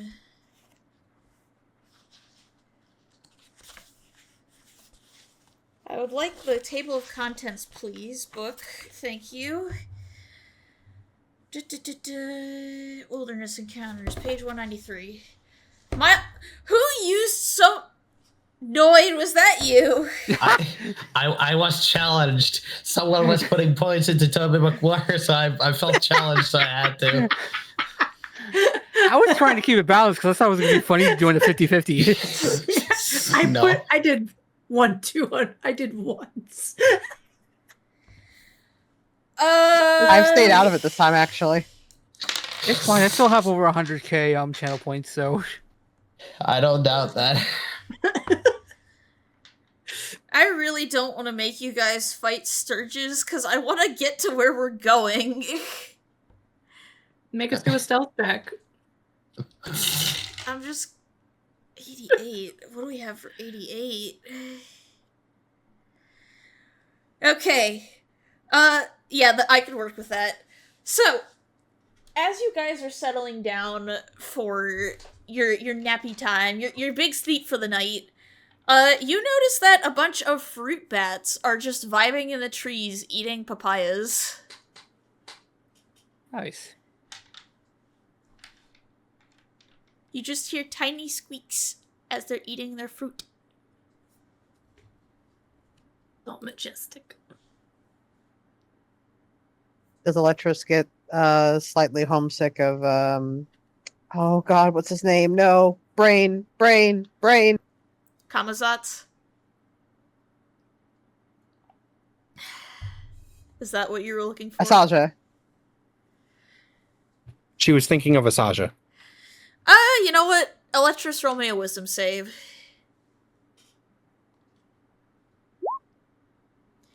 You get a little sad because you are thinking of Asaja while looking at the bats cuddling. Remember when I rolled well? Neither do I.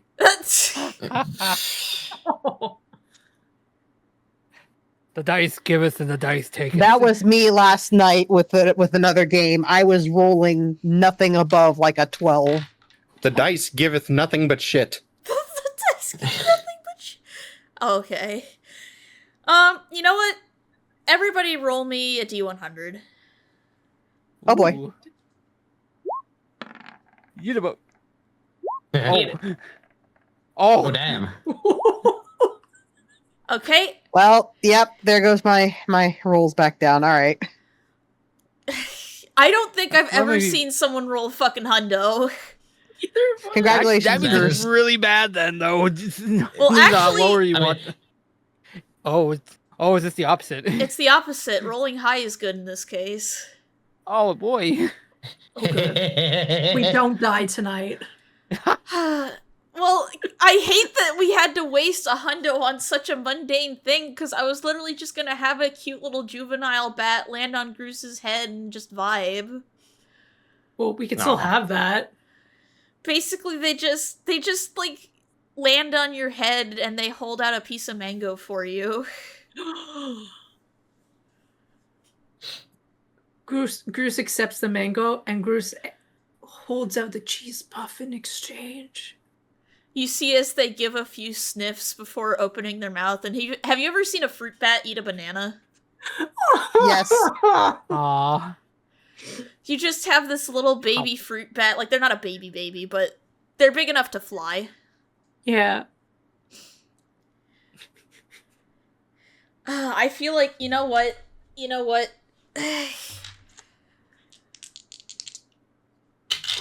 What? 76. Okay. What do you mean 76? Groose, you see Yes? as one of the fruit bats squeaks to its other friends, and you guys don't have to worry about losing your rations tonight. They bring you gifts of banana. Aw. That's so fucking cute. They bring you Nana. Oh, we needed this. Gross Disney princess confirmed. Title unlocked. Title unlocked. Probably is going to do displays a over your cursory name. check to make sure everything's good. There are no diseases in the bananas. Yay.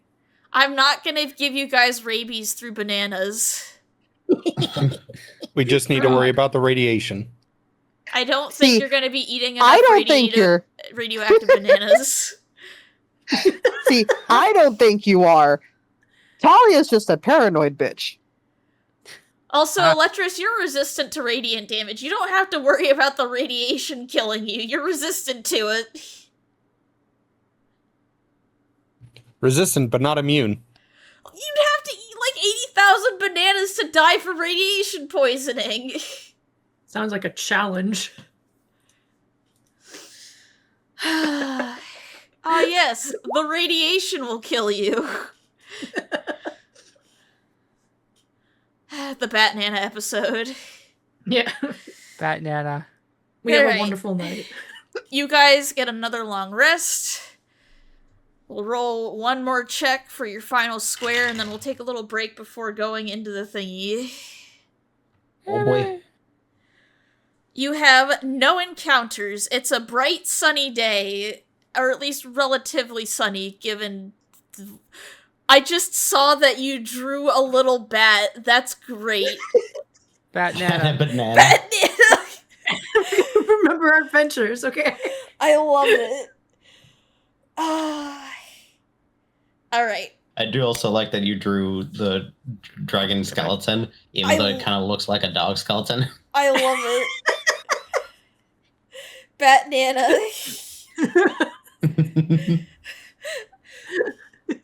Okay.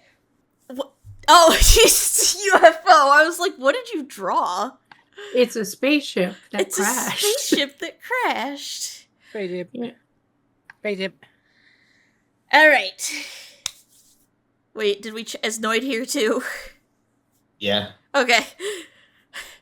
I love how we have Bat Banana and then crashed spaceship.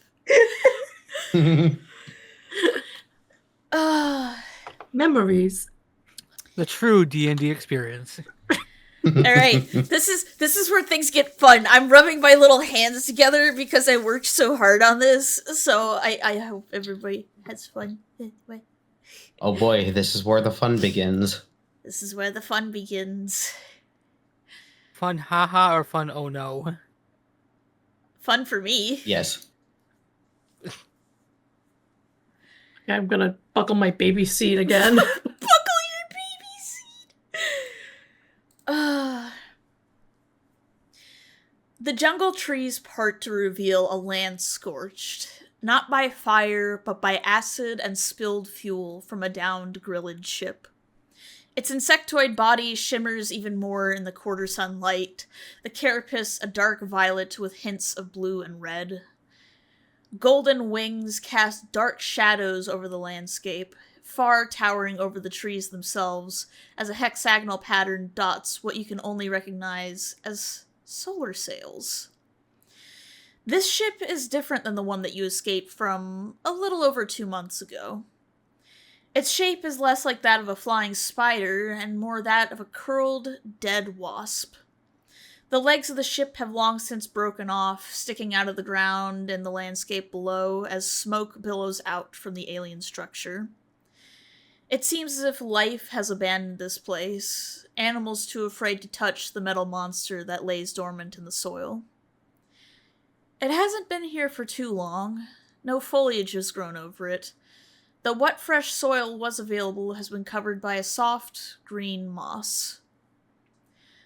The hum of insects and chattering activity has left the corpse of the ship before you, as if the Grillins didn't see fit to stick around. A keen eye makes note of broken vines. Someone else has been here recently. Adventurers, perhaps? Bounty hunters? Scavengers? A lot to be found in a derelict wreckage, you suppose. Printed upon the side of the ship are 2 words. The English text a dead giveaway of Acerak's earthen influence. Fallen Eden.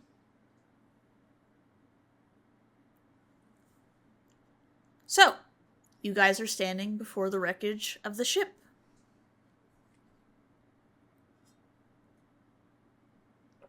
Before I ask if I can make a perception check, I'm going to say 2 words that should introduce fear to anyone who hears them. Space Hulk. A what Hulk? Space Hulk.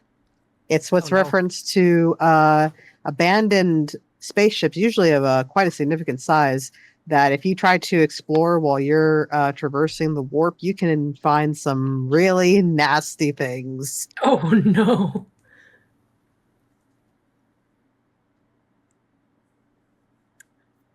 I mean, I'm sure it'll be fine in there. I'm sure there's a nice tea party and sunshine and rainbows.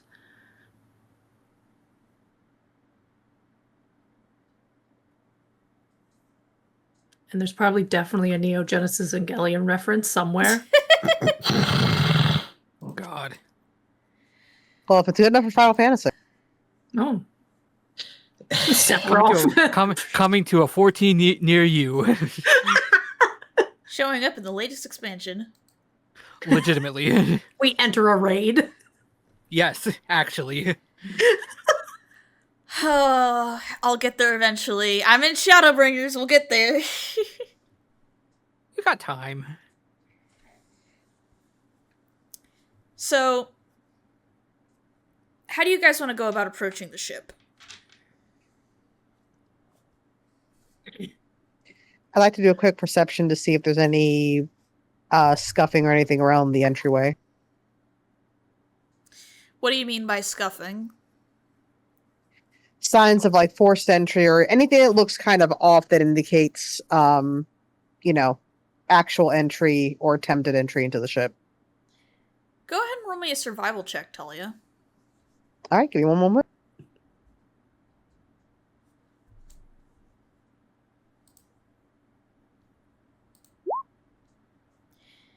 You notice that there aren't standard hangar bays on this kind of ship. You're kind of wondering where people might get in. How does it deploy other grilleds if it doesn't have an obvious door? That makes sense.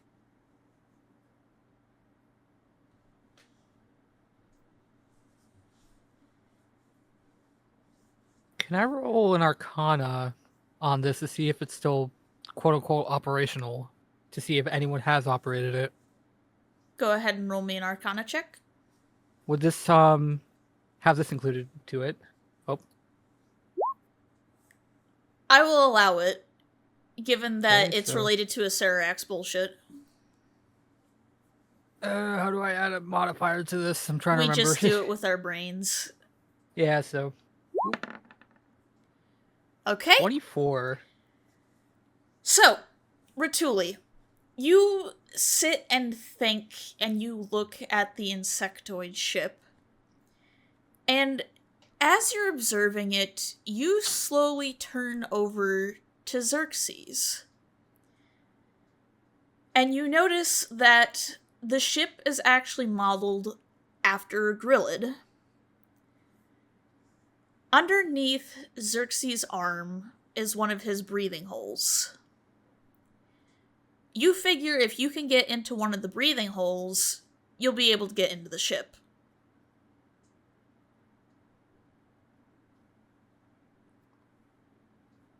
Huh.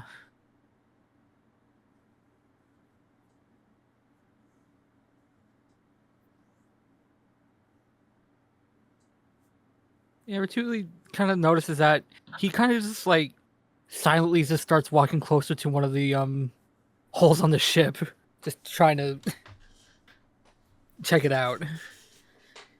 Alright. You find a slightly opened panel leading into what you can assume is a hangar.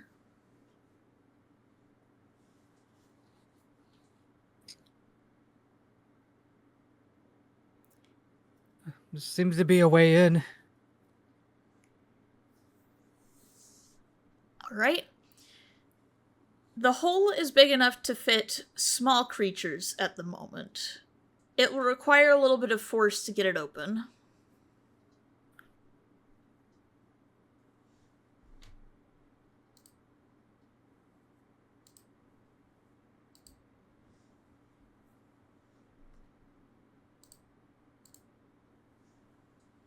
Talia can attempt an athletics, and then of course Q can take the point if that fails.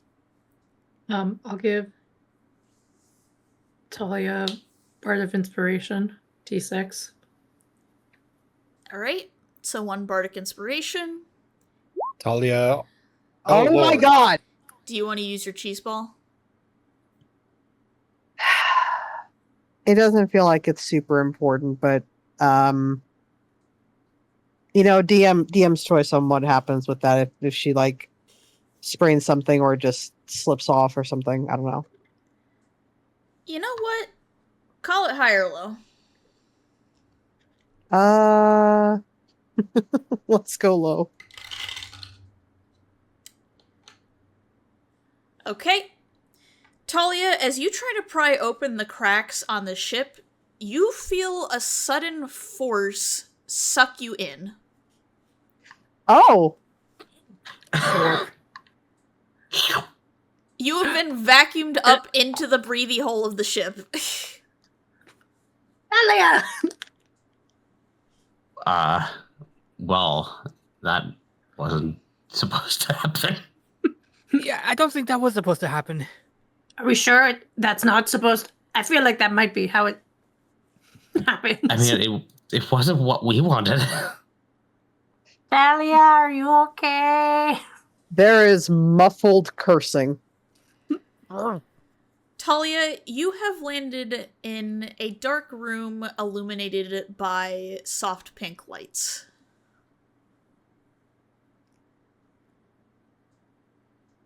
Can I do a quick perception check around? Yes.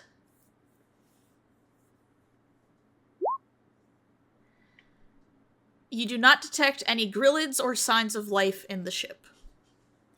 You suspect what might Okay. have happened is that some sort of pressurization issue when you tried to pry open the door.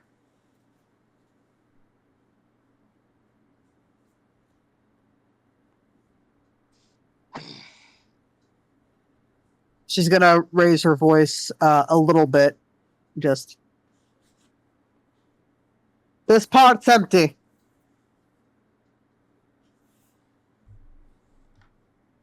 Talia, do you see like an open door button? Is there a console of any kind near me?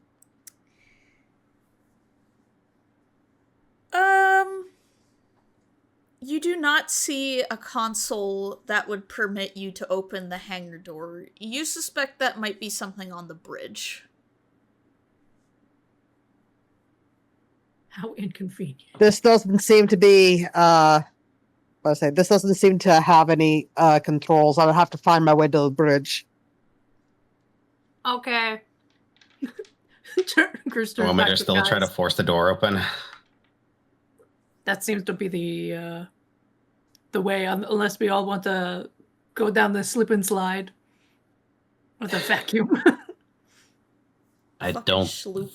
think we're gonna have as good of an experience as Talia did.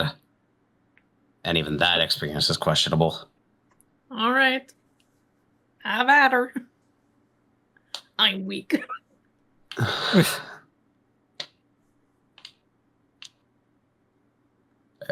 This time, I will just roll it normally. You have guidance. Wee. Okay. 21. Q, you manage to crack open the carapace door, and you notice as you do it, this kind of sinewy, muscly tissue kind of tears with it. It's like when you open up a crab shell.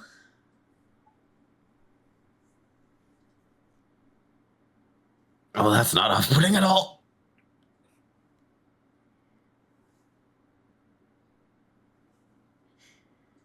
So, you guys see Talia is basically at eye level with you guys. The good news is that the vacuuming thing didn't, like, drop her at a far distance, but the good news is that you guys can go in after her. Bruce proceeds.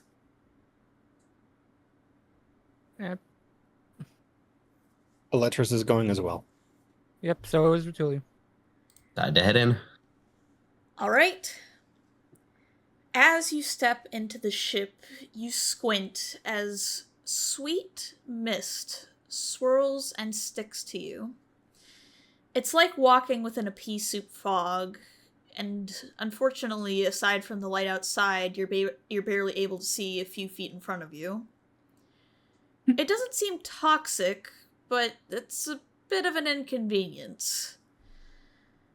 And as you guys make your way into the room, the carapace suddenly seals shut, leaving you in darkness as the lights go off. Ah, shit. Oh,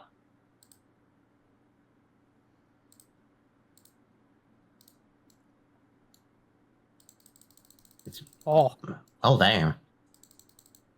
That really is dark. Darkness imprisoning me.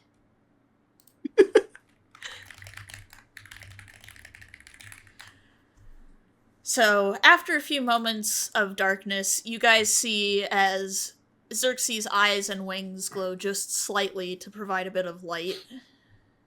I would also like to use Sun's Glow on myself. Would you mind posting that? Thank you. It's just the light cantrip, just focused on me. Okay. So let me go ahead. Dynamic lighting, bright light. I believe that's 20 feet. So what I'm going to do is I'm going to do 10 feet bright, 10 feet dim.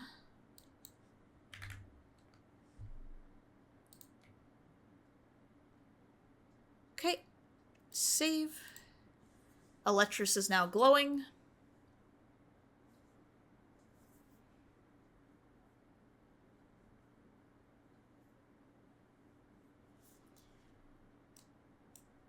And we'll focus ping so that way you guys are here. The light cantrip is 20 foot bright, 20 foot, or 20 additional dim. The only reason why I made it 10 and 10 is because if you ever driven in fog, your visibility is kind of crap. Yeah, that makes sense.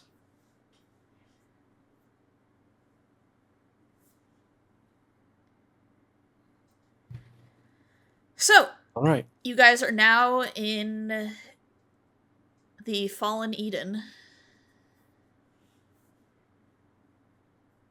What would you like to do?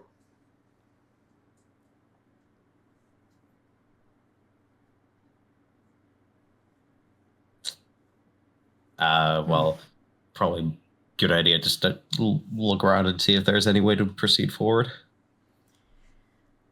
You see that there's a single door here.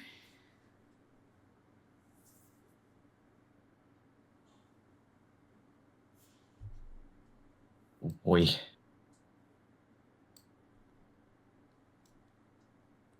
So, Do we see anything else in the room apart from where our entryway sealed up? You don't really see anything in here at the moment. It has that same kind of interior fleshy, rib cagey look as the ship that you guys first showed up in.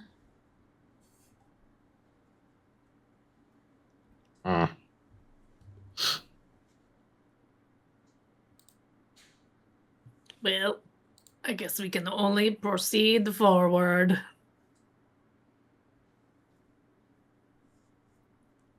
Alright. Unless someone wants to try to knock a wall down, but we don't know how sturdy this place is. Yeah. Probably best to save the tearing the ship down until later. yeah. So, door was in this direction? Yes. No. Alright. So, as you guys approach, the door starts to open up. It's essentially like an aperture style door. I will open up the door for you. I guess it was here.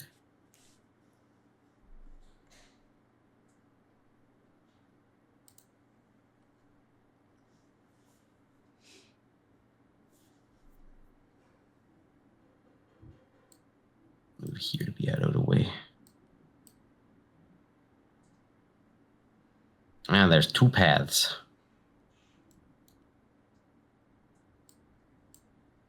Sorry, Talia. I'm not trying to move you too much. I was just trying to get to Xerxes. Ah, That's You okay. I'll put it outside. Sorry. I was just gonna say, you guys hear Xerxes let out a low whistle. It's just like, this place is pretty big. That it is. didn't think it'd be this big. Well, we do got 2 ways to go. Well, should we split the party again like we did in the Oh, main? hell No. Oh, come on! You guys could find another Game Boy. No, splitting the party is a horrible idea, especially in a place like this.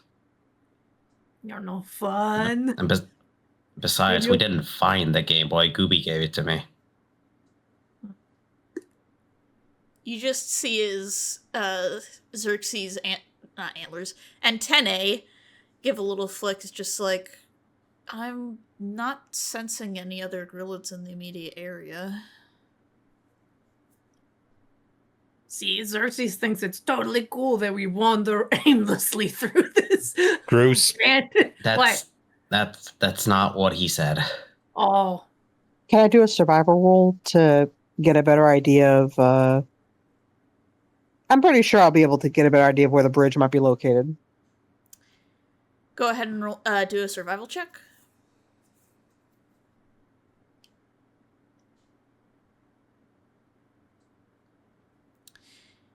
Talia, Never you mind. think that the bridge might be somewhere in this direction.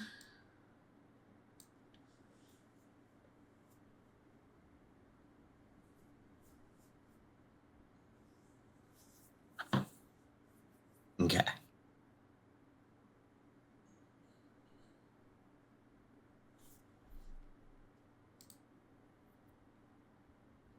If we head west, we might be able to hit the bridge. But there could be other facilities to the east. It's just a matter of what we're prioritizing. Xerxes just looks around and is just like, there seems to be a decent amount of small rooms.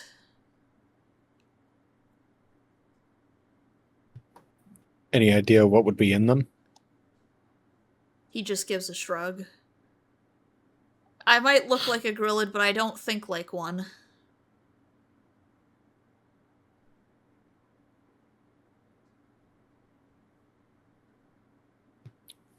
What are the odds that the bridge has a map?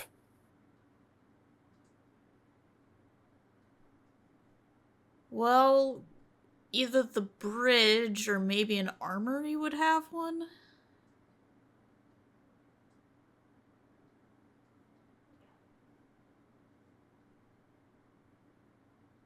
well, we're not going to make progress just standing around.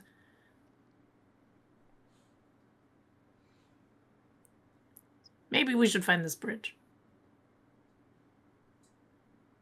That would probably be a good idea. Maybe get some Right. proper lights in this place. It's very smoky.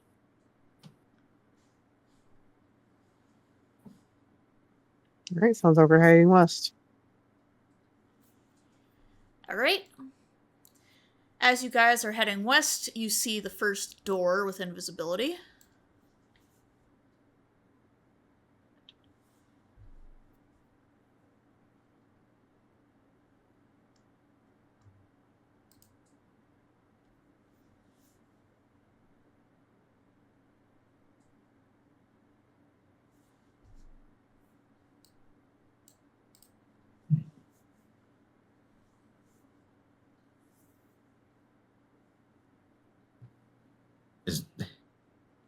Is the door locked? The door is not locked. Is there a manual door opening button? There isn't really a door opening button, but upon touching it, it opens. Ah. Come on, dynamic lighting. It's like the doors in Metroid Prime. All right. Just a let's quick see. little bang and it opens. Room C. Within this chamber, you find the walls lined with barrels, with one tipped onto its side, leaking a sweet-smelling sap. Upon stepping into the chamber, you find your feet sticking to the molasses-like substance. The smell like a mixture of sweet flowers and petroleum jelly.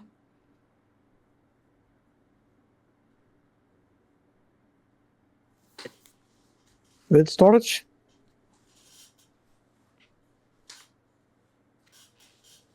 Possibly.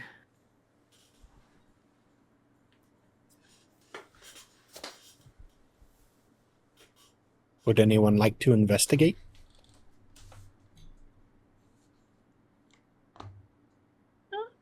Chris will investigate. I don't have good investigation, so don't ask me. Neither do I. My int modifier is 0. Same.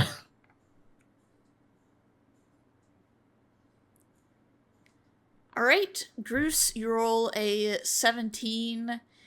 You realize that this is not food, it is fuel. And as you're looking around, you happen to see a glimmer within one of the toppled barrels. Has deducted that this is ooh, shiny. Go to this shiny. I go to whatever shiny. Okay. So you go and try to pluck the shiny, and it is stuck in the ooze. Mm. There's something stuck in the ooze. Do you need me to come and try and pry it out? Maybe. Chris doesn't want their feathers to get dull. Yes. Chris would like help. All right. You will come over and try to take the thing out of the ooze. Right? Put you guys in that room. And just plonk. So it's going to take a little bit for you guys to kind of clean off the ooze for a little bit. Do you guys want to go, do the others want to check another door while they're working on that? How far away is it? Right here. Okay, as long as we're not too separated, I think we'll be okay. Alright.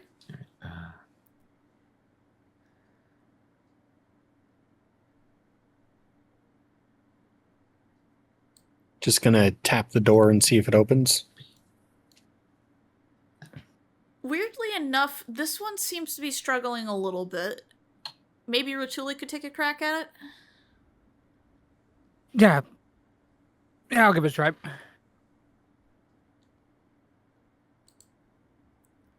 Okay. So, Rotuli, go ahead and roll me an Arcana check. Arcana.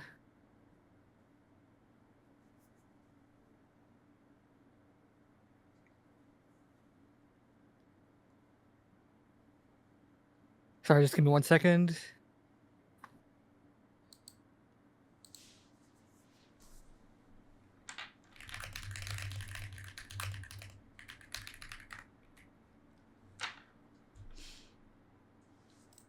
Alright, cool. Is that Arcana? Yes.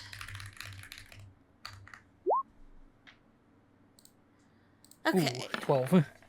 12. So, Ratuli, as you're looking at it, you get the feeling that something has barred it from the other side.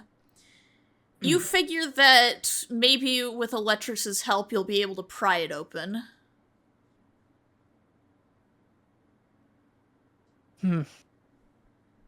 Electrix, do you think you could try helping me pry this open? This doesn't seem to be working on this side. Worth a shot. Alright. Electrus, make me an athletics check. I will grant myself guidance. Okay. Can I give the hope action to give the disadvantage? Yes. The good news is you don't have to get the door open all the way, you just have to open it enough in order to get rid of the obstruction. Goddamn. Okay, so 22. You guys open the door just enough to see that a spear was jammed in the door aperture. As you open the door, the spear clanks to the floor. I go ahead and get the door open for you. Sorry, I have to do this manually.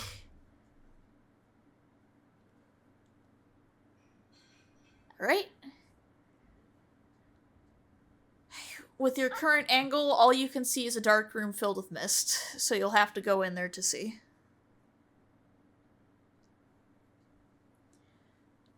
Okay. Huh.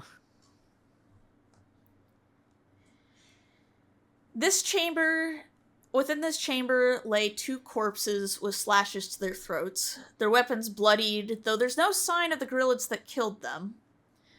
On one of the corpses is a spear, held within its hand as a hint of magic seems to glimmer from it.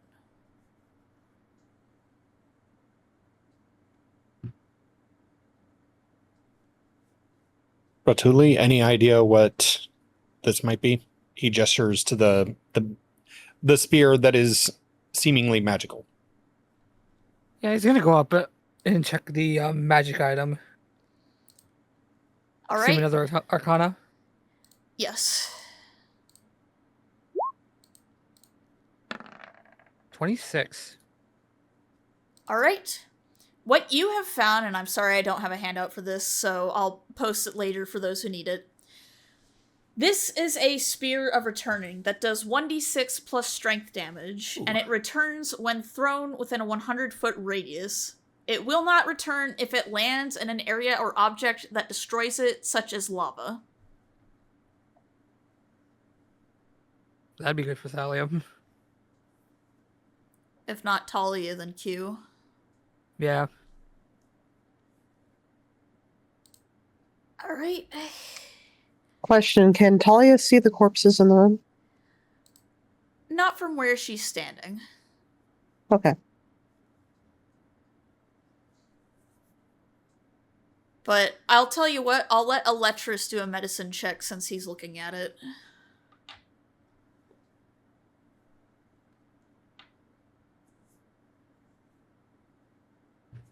Oh, come on.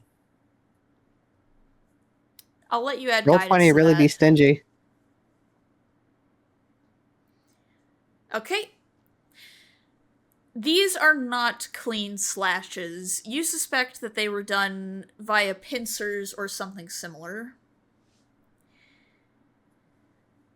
Now, before we proceed on anything, I need 2 things. One, I need Ratuli and Groose to roll me D100s. D100s. Yes, please. 100. 63. Okay, 63 and 72. And then I need Electrus and Talia to roll me a D4 individually. Okay. No. And you know, while Of we're at course. it, we'll have Talia roll a D1 hundo as well. Oh, no.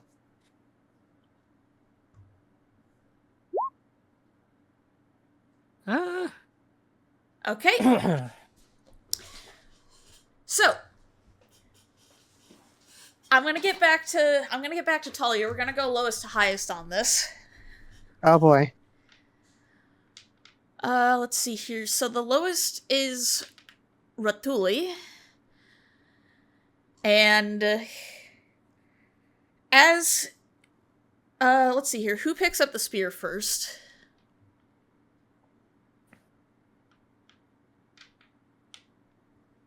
I mean, Electrus can take it and hold on to it for Q. Okay. As you pick up the spear, you notice a slight pink glimmer in Ratuli's eyes. And with a metallic, carapace-filled slam, you guys see as both doors seal shut. Shit. Let me go ahead. I will draw a new door.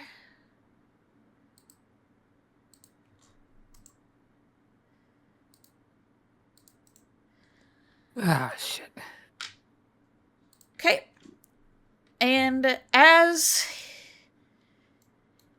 you see the glimmer in Ratuli's eyes, you notice that something is reflecting off of them, Eletris. A creepy, horrifying clack makes itself known as something is emerging from the ceiling. Call it even or odd. Odd. Okay. From the roof of this room, you see a fleshy little creature about the size of an otter. Its yellow skin is similar to the color of Xerxes' current molt, and you see as pinkish orange eyes glare down at you, and a hiss is let out from its mouth. Let me go ahead and get the handout. That's a...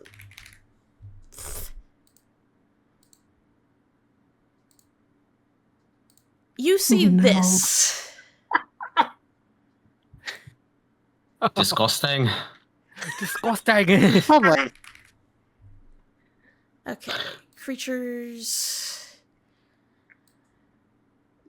It slithers out of the crack in the fuck, brain, come on. It slithers out of the crack in the ceiling. That was the word I was looking for. And I will go ahead and bring up the turn order. Ratuli, are you ready for a change of clothes? Oh yeah, totally. Alright, let me get it for you. Remove that. Can you see with that token? Yes, I can. Eletris, you watch as Ratuli's form melts away to reveal a blue carapace-like structure identical to what Xerxes looks like. Let me go ahead and get you that handout. What? This is fine. You know what? Fine, I'll search it.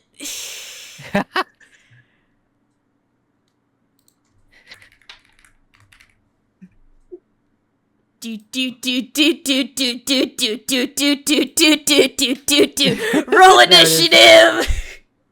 Whee! What? What the fuck? Yippee! It's Invasion of the Body Snatchers. Ew. Sorry, friend. What? I the look very fuck? different, don't I? Oh, Q, not you, not you. Only the people in the room. Oh, sorry. Excuse It's me. okay. We'll get to you. I realize. What the fuck? See, Eletris is just stunned into silence at this point. yeah, Ratuli has been swapped. An infector has taken him I'm trying to figure out when. when the lights went out in the first room. Oh.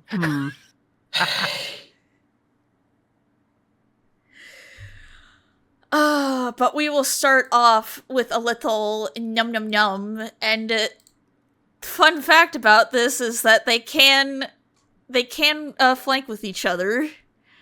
And this is the baby that does not know its ABCs. Oh God.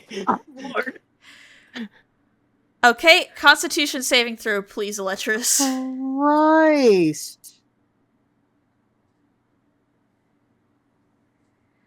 Alright, you are not poisoned. And you also take half poison damage, so that's a total of 12 damage. That's still a lot of damage. All right, cool. That's a quarter of my health. Dun dun dun dun dun dun dun dun dun dun dun dun dun dun dun dun. Alright. Infector Ben, go forth! Do a crime! Moose, I'm sorry, but I kind of need to do this, especially if it's at advantage. Oh, come on. Infect host. Oh, come on. Electrus, roll me a con save, please. Can he guidance himself? Another. Not on a save. Shit. Oh, okay. Okay, you are not infected this time around. Uh, Unfortunately for you, Ben, that's the only action you can do. It's either that or multi-attack. I kind of figured. I'm trying to do a silly funny because I think this would be hilarious. Electrus! Just a little silly funny, huh? Yeah. Y'all like Alien, right? Like the movie Alien. Y'all like that one, right? It's pretty good. I love Alien. Alien's so good. That's And I why I put watched it in it. here.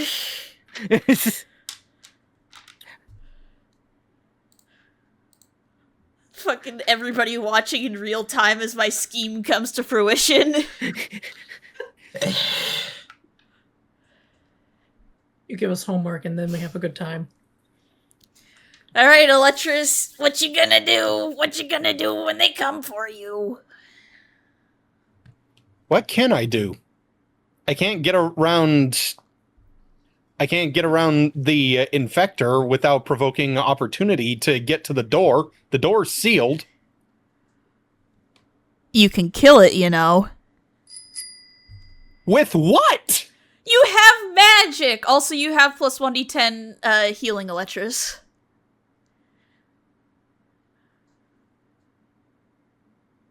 You have spells. You have this beautiful thing. Not good ones. You are a spellcaster! he's referring to the fact that all of his attempts at using I have hit spells have not one worked. thing with magic this entire game. 18 sessions. Now's go your with chance the to turn around your luck!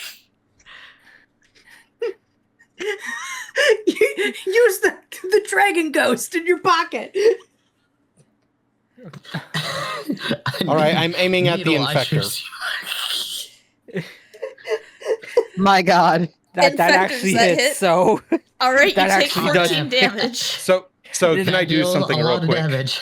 Yes. Fuck you! And fuck your marker!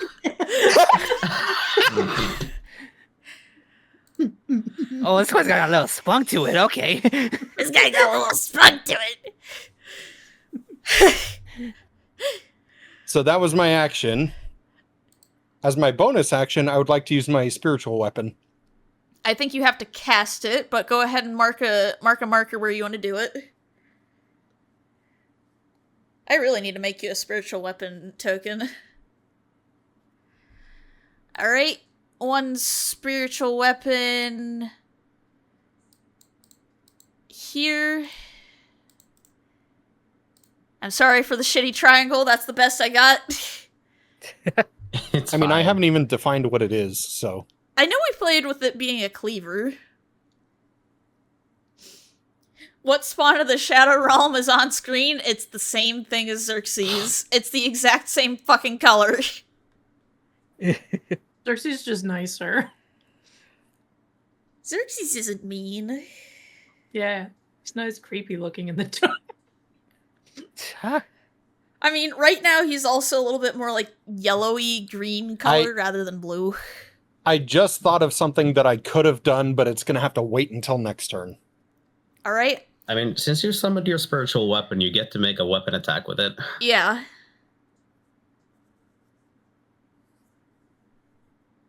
You're also, like, the most equipped to handle this because you can heal yourself. I think you overestimate how many healing spells I have.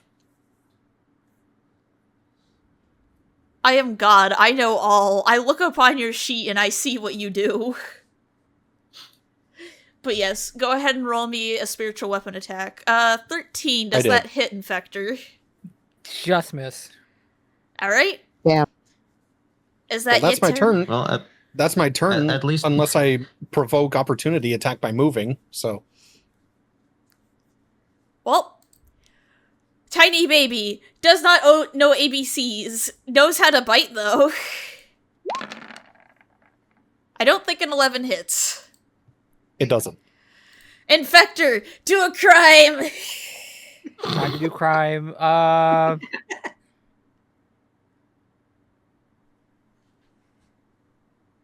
You know what? Yeah, let's just do this. I just realized, are you rolling the GM? Hang on. Oh shit! There we go. My bad. There you go. There we go. Dun dun dun dun dun dun dun dun. Pincer. 11. Does an 11 hit?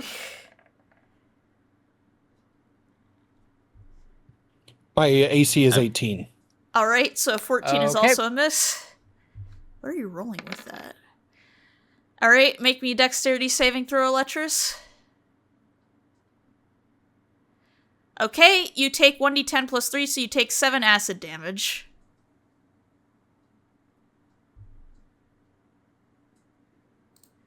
And I believe that is the Infector's turn. Oh wait, I also have one thing I need to do. Alright!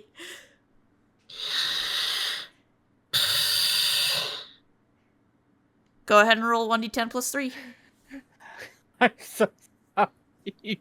I'm feeling very shit on right now. Look at that sad boy getting shit on. Oh god! This is not helping his self-esteem. Okay, you regain 13 HP. Oh, the full house. I feel so bad. I'm sorry.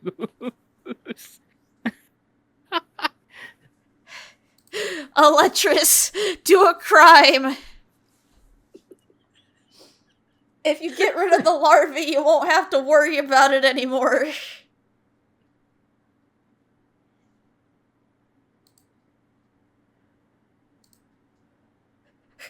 I just saw that you posted a "This is fine" gif.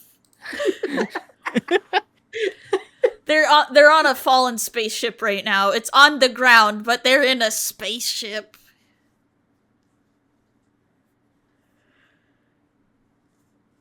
I'm sorry. I know I'm being a really mean DM with this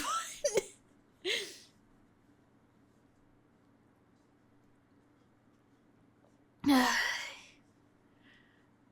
Is Moose in contemplation? I'm reading something. Oh boy.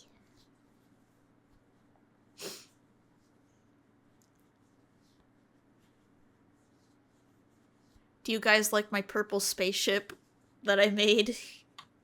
It's pretty. It is pretty nice. Minus all, the death and xenomorphs. All right, I'm gonna use Shillelagh on the larva. Okay. Alright. You hit it pretty darn hard. And I'm gonna attack the infector with the spiritual weapon.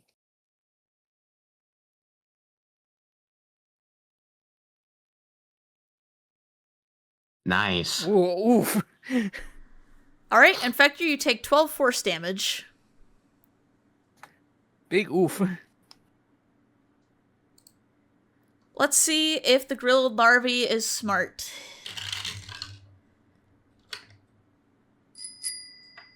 Turn. Okay, the Infector is a frog for one turn.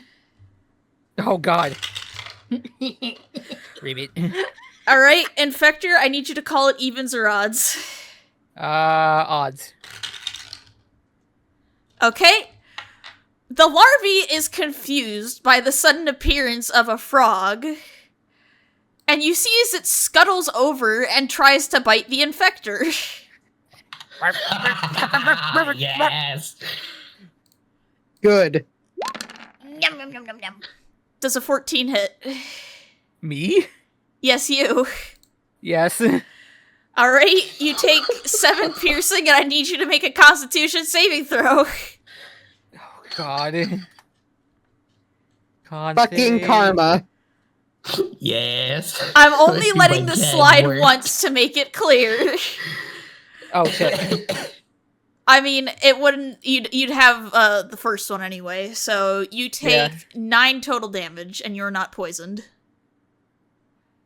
Yay. I'll let you It roll for an does. infighting check if you want. What role would that be? A wisdom check. Okay. 3? You want to squish that larvae so bad. You're so pissed at it. Alright, you are still a frog. All frog can do is No. hop. No. Frog only has 1 HP, so it would have the infector would have become infector again. Yeah, it's popped out. Alright, Infector, the child has just bitten you, and it doesn't understand what it did wrong. It does not know ABCs. You can either scold it, or squish it. Now, am I smart is the question. And the best way to figure that out is...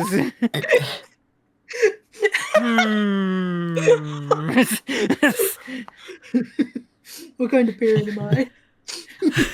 What kind of Tiny parent am motherfucker I? just bit me. Fuck, I wish that was like lower, because then I know I'd squish the fucker. That's too close to the middle. I'll tell you what, you'll roll another check on your next turn. How's that? Yeah. Do you want to attack Electrus, or are you so stunned with the larva right now? I think he's so stunned with the larva right now. It's just kind of like bickering back and forth, like scolding his top. Like not like saying anything, but just like waving like 4 fingers at it. And then in the meantime, because I don't need to worry about it, 9 damage gets healed back. Electrus, go forth, do a crime.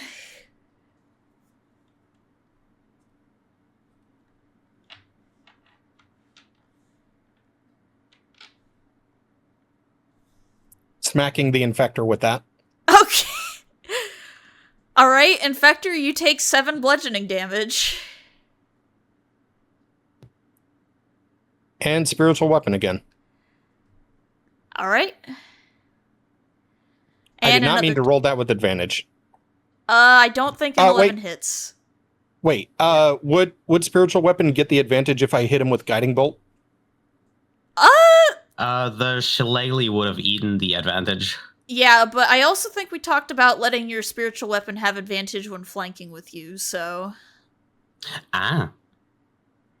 I'll allow it. Eh. Alright, Infector, you take 19 damage. Owie. Owie zowie. Alright, is that your turn, Electrus? That's all I can do. The grilled larva. Let's see if it's smart. Oh, it's very smart.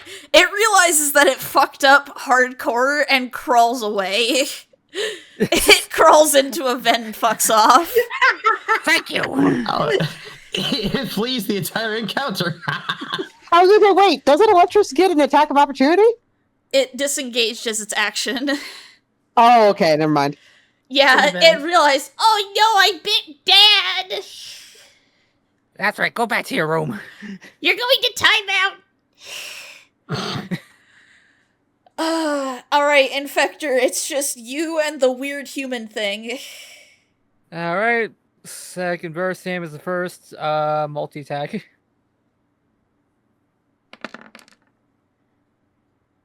Ooh, nope. 16. God. Alright, Electrus, deck save, please. That would I not... meant to uncheck advantage. Okay, so you do take 7 damage.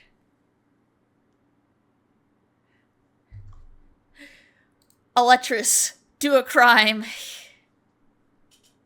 Wait. Waiting. There we go. For fuck's sake, man. God damn It's it! every turn. It's every turn. You did this, Mr. DM. I know I I was did gonna this. Look, it Also, will it's all supposed to be have at the its start of their purpose. turn. Oh, start. My bad. You'll see either Electrus does something really cool or he does something really, really cool.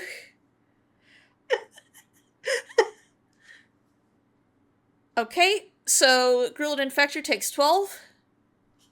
Yep, 12. Okay.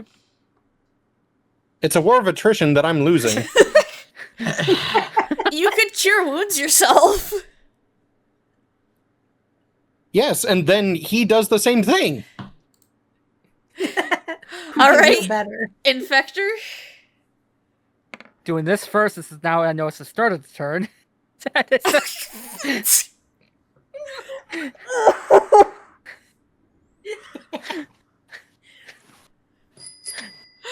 Electrus, you regain 1d10 HP.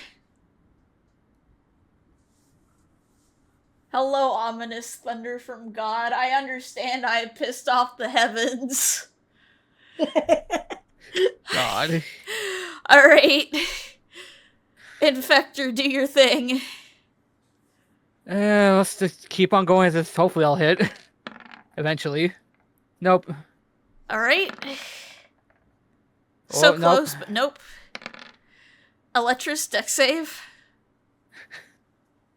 Jesus. Oh no, Moosey, you might be able to pull this off. Oh no.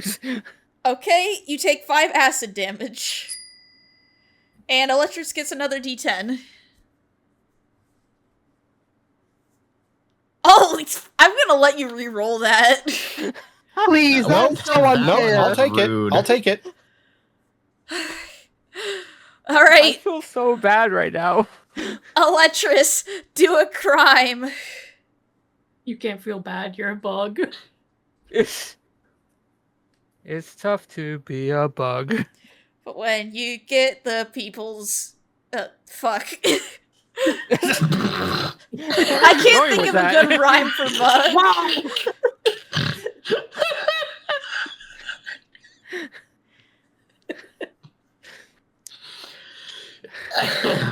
We're all laughing and shit while Moose is over there just trying to think of a way of fighting for his goddamn life right now. It's that meme where the kid's like trying to save a wall. Who says I'm laughing? I'm just staring, going, the door's right there.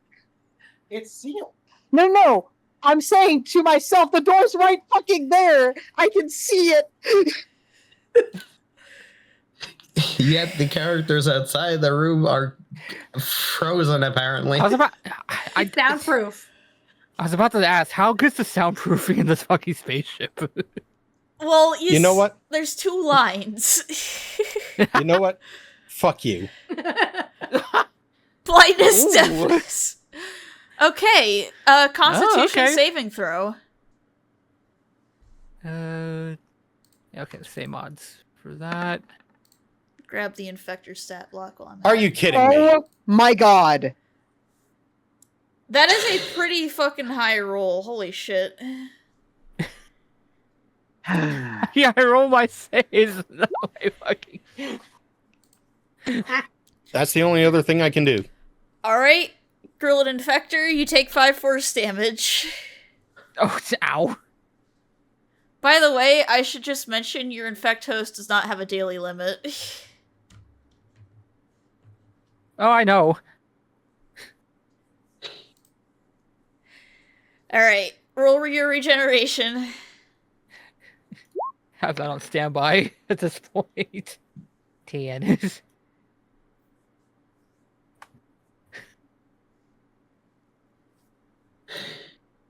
See, I could do the infect host, but it has to be like Pokemon, you know? You need to weaken first before trying to infect them. He's pretty darn weak right now. He's down at half. Oh, okay. I'll switch it up. Do a little smooch. Nope. No. Electrus, go forth. I shouldn't be finding amusement in these two just beating the shit out of each other. It just keeps going. They just keep healing each other. Okay, Infector, you take 9 force damage. I feel like I'm watching a boxing match.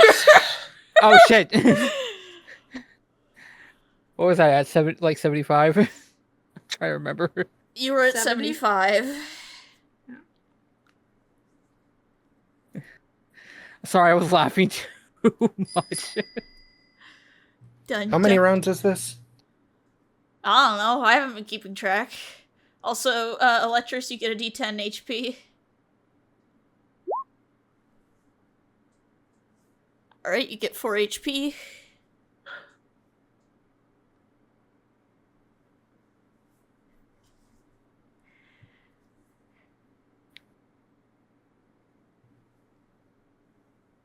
All right. Is it my turn or is it still? It's your turn now. Well, actually, no, it's the Grillad's turn.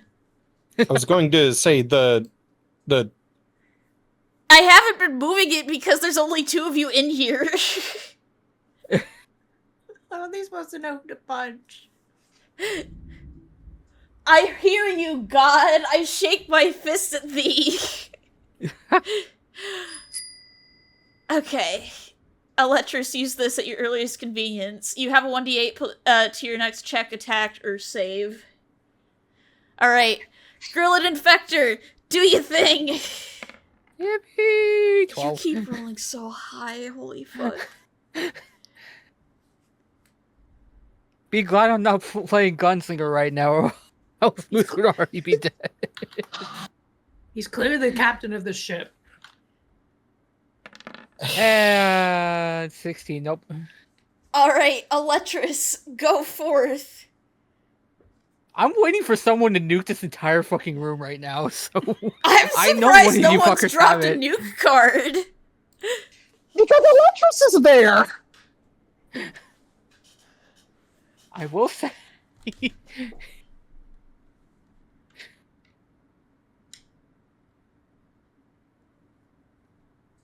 Oh, God. I should have prepared inflict wounds. That would have honestly done a lot of damage.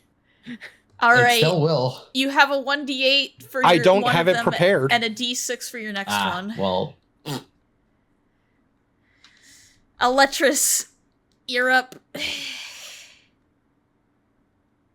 Alright, you can add a d8. 13?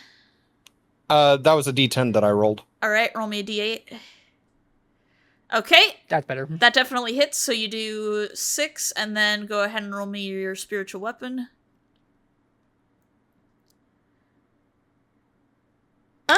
Yeah, You can I don't think a D6 is gonna help. Yeah, it's a nat 1. Even or odd, call it. Even. Okay, Gorilla Infector, you do not get an attack of opportunity on this nat 1. Yeah, I figured as much. But it is your turn, so... So first -6. Did you miss the And hat? I did then- miss the hat. I'm sorry, Black Belt. What did you want me to put on my head? Christ. What is wrong with your RNG today? I don't know! At this rate, Electrus is gonna run out of spells before. I was gonna say, yeah, Electrus is getting whittled down to nothing. Okay, I'm just gonna say that as straight damage. Grilled, you take 2 damage. 2 damage. 2 damage. 2 damage. Okay. And Let me get Space Core real quick because Black Belt has requested it. Put it in downloads. I've got like 2 or 3 more turns with spiritual weapon, and then that's gone. I mean, I can also let you forfeit if you want, and we can just skip to the good part. No, this is becoming a challenge now. This has become a challenge! I will mention this, Moose. You can use offensive cards that you have at your disposal. I intend to. Alright, Infector, do your thing.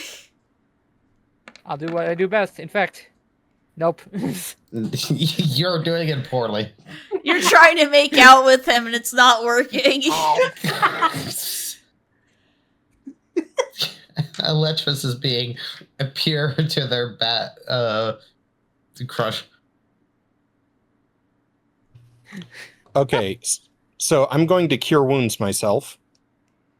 And hypothetically, if Electris moved to the opposite side of the room, it would be just far enough that a bomb dropping in this opposite corner would not catch him.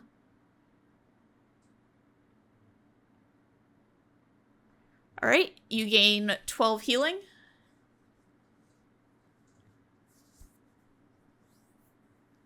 I'm moving over there. Alright, attack of opportunity. Just one attack, or can it be multi-attack? Just one. Just one. You can do the Kiss of Death if you want to.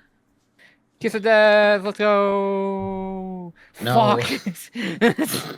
Alright. Man, he's being a very poor infector. Ain't infecting shit. He Eat and his fireball. wife. Oh shit.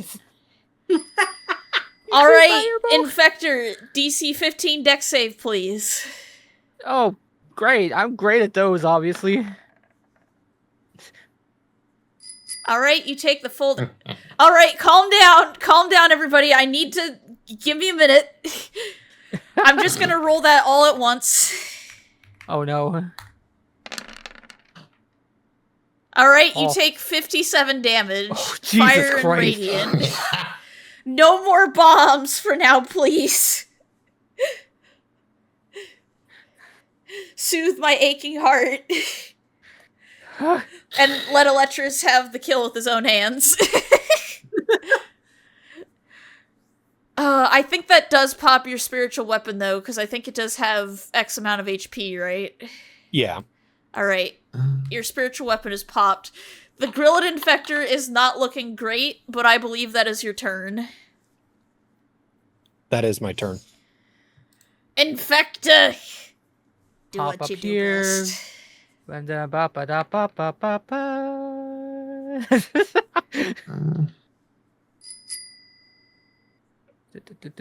Do.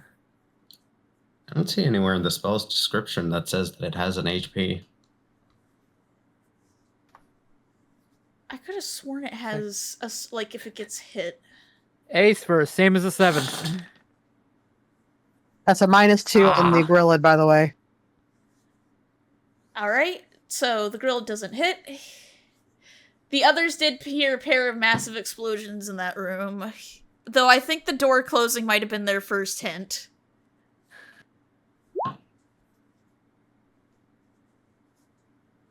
Okay, Infector, go ahead and roll me a dexterity save. Wow. Well, it's a save or suck, so... Rude. I am so sorry, Moose.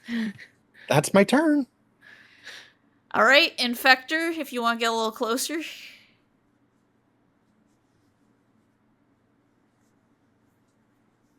Now, Kith. Now, Keith. First things first. Oh, finally. Alright, I'll tell you what, how many rounds did you have left on Spiritual Weapon, Moose? Like 2.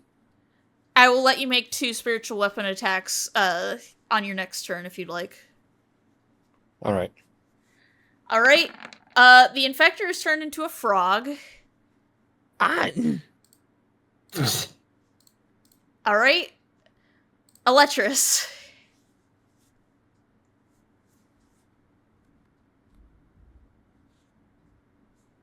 Okay. You pop it out of its frog form, and you take 7 bludgeoning damage from that infector. Okay. owie. And then go ahead and roll me... Ooh. Another 5. And one more. Unfortunately, I think a 13 misses.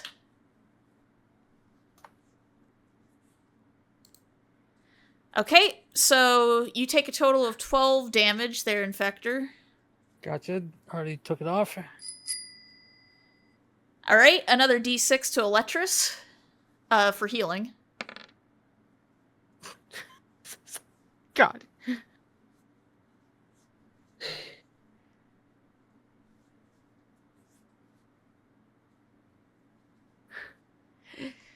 Alright, This is Infector. a battle that never ends.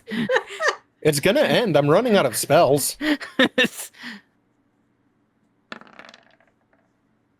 Finally, Oh. thank you. Alright, God damn it.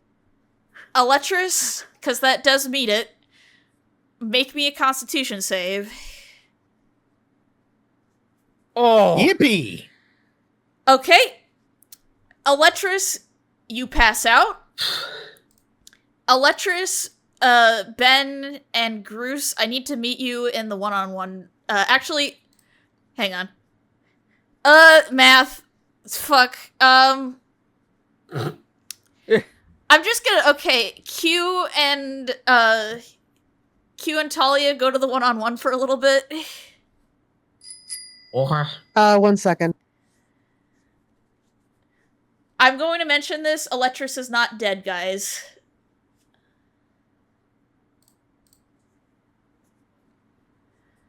Dun dun dun dun dun dun dun dun dun dun dun dun dun dun dun. You have not lost, and Electrus is still alive. I just need to add you to a specific channel. Welcome to Team Imposter, Aaron. let's fucking go. Yay! You get to be a bug now.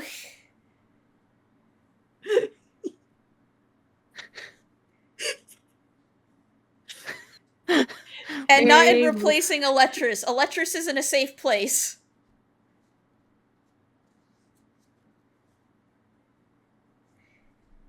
Moose. I'm here.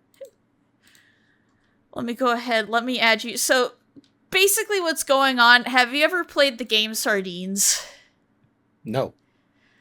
It's basically reverse, it's reverse hide and seek. So, when someone finds you, instead of you being out of the game, they just hide in the same spot as you. So you get to be a bug that's pretending to be Electrus now. And your goal is to help capture the rest of the party.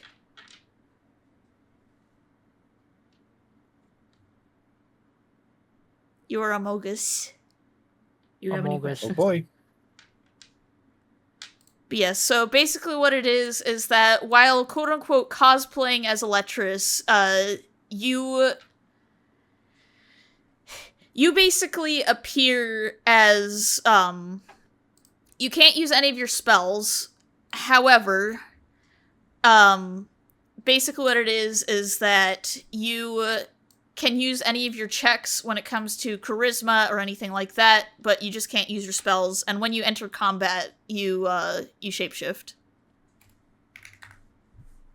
All right. Alright, I'm going to clear the turn order. This obviously isn't something that the other characters know, so for all they know, a random magical accident just happened. Gucci? Yeah. Gucci.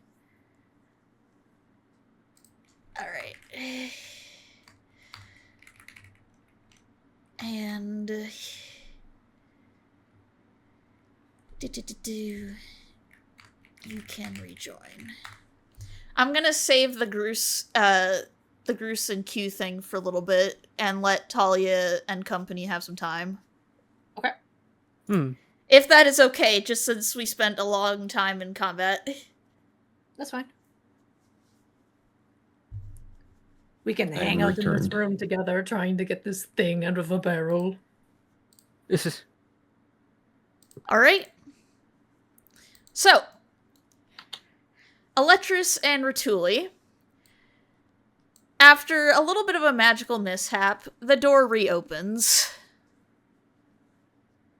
Let me get that lighting for you. Ratuli's looking a little scorched, but otherwise okay. yeah, just coughing like gods. Are you guys okay? Yeah, something went off in there. I don't know what though. I heard like a skittering noise. I think something small tripped something. Either that or one of Acerak's audience members wanted to play a prank. I wouldn't put it past Unlikely. them at this point. Can Talia do an insight? You can do an insight check.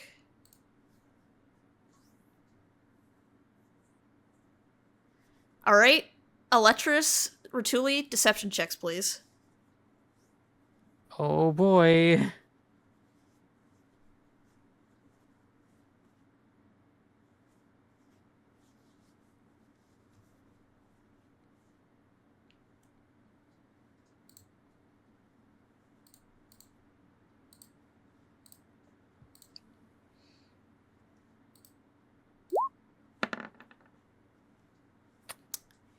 Okay, and Eletris?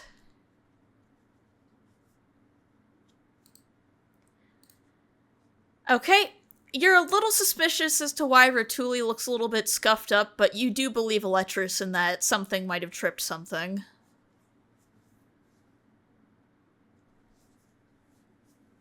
All right, but we're not splitting up anymore. Alright. Fine by me. Alright. Xerxes just looks to you guys as just like, so, continuing westward? I think we should check on this other room first to make sure that Q and Groose are intact. Okay. So you guys go to check on the door, and I think Xerxes would probably knock on is just like, Q, honey, you okay?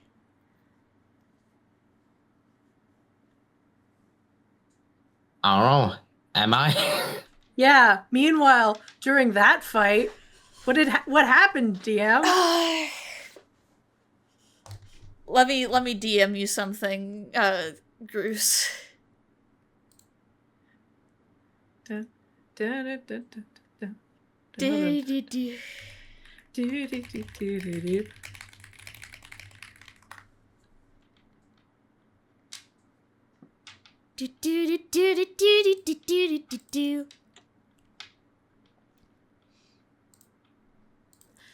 Okay. Groose, how do you want to do that? So while explosions were happening in the other room, he was trying to get this thing out of a barrel, and Grizz attacks. God damn it. Of course. I knew it as soon as Groose was mentioned. I fucking knew it. Let me... hang on. You can see that too, Groose, right? You can see with Yeah. that? Okay, I gotta reset your HP on that. Okay. Not 9, 93.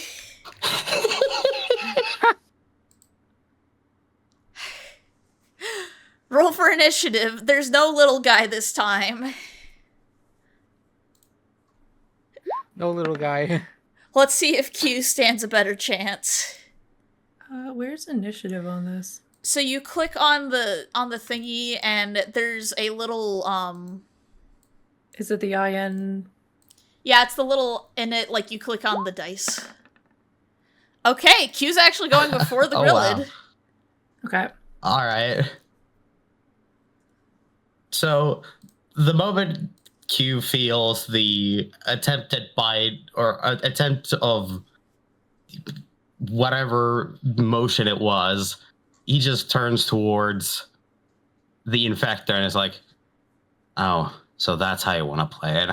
All right, let's fucking play then, bitch!" Oh, Immediate rage.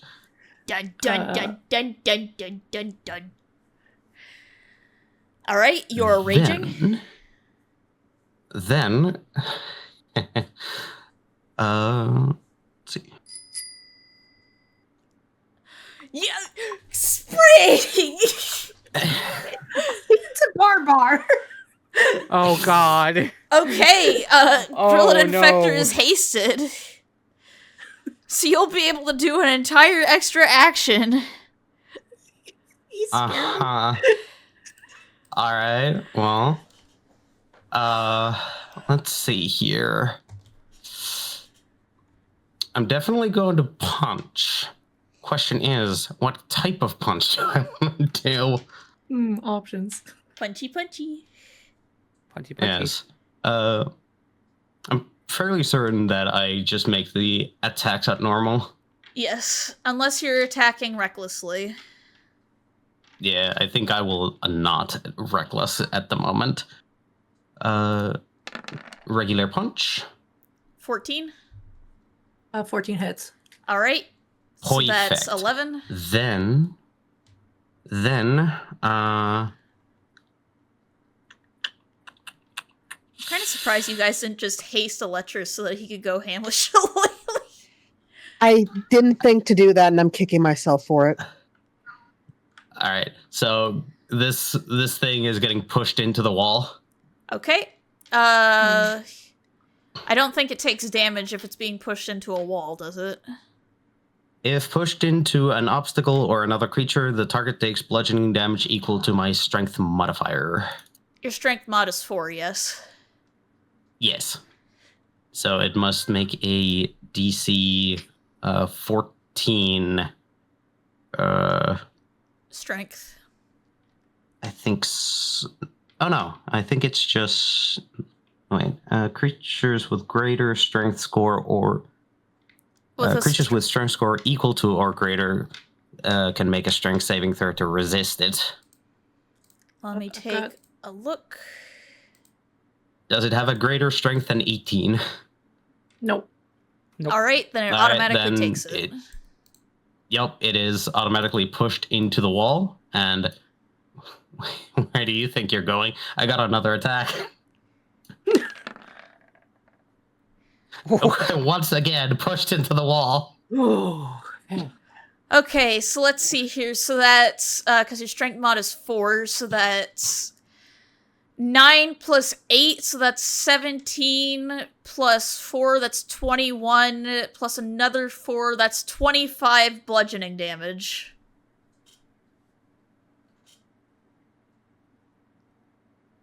All right. Do you want to keep track of the numbers, Spring, or do you want me to do it? I don't know how I can't edit the bar, so It is okay. I will take care of it. Basically what it is that you click on the token and you click on the little green circle, and then when you click on it, it'll bring up a little typey thing. I had the wrong thing selected. Okay. You are all good. Okie dokie. Alright, is that your turn, Q? Yes, there is nothing else I could do right now. Okay. Infector! Regenerate your generation! Yippee! How do I D10? You do /roll and then 1d10 plus 3. 10 plus. Oop. Okay, this infector regains 5 HP.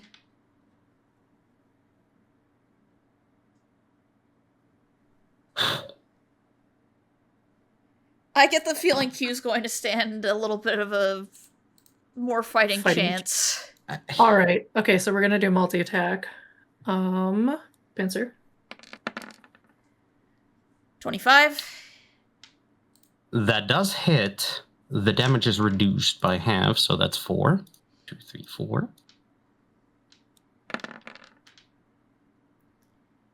Ah, that hits. That's 2 damage to me. All right.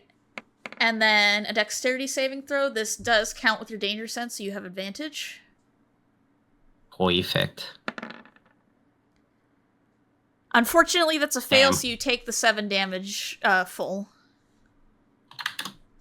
All right. Okay, and then I do, because I'm unhasted, I do another multi. Oh, right!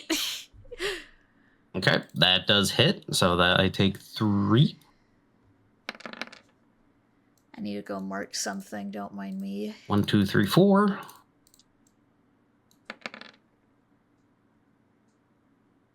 Alright, and another dex save. That succeeds, so you take half. So that's 4. All right, so that's 4. Yeah, so about me doing better. I didn't heal, did I? You did heal. Yes, you did. Yeah, I You did. Okay. All right. Top of the turn. You can only heal once. No, I Q, was just making sure. Okay, that's one round down.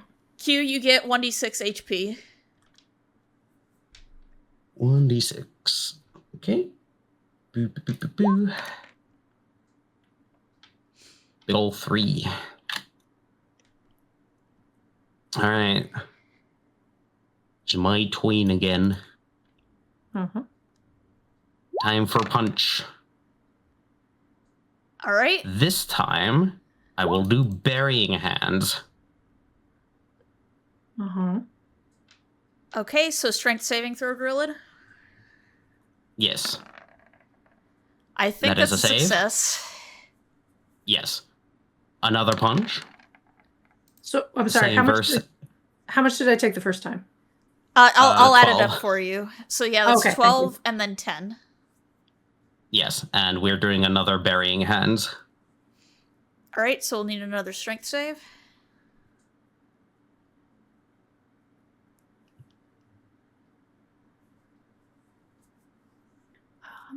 Boop. Wow. This is a All right. beefy infector. So it is.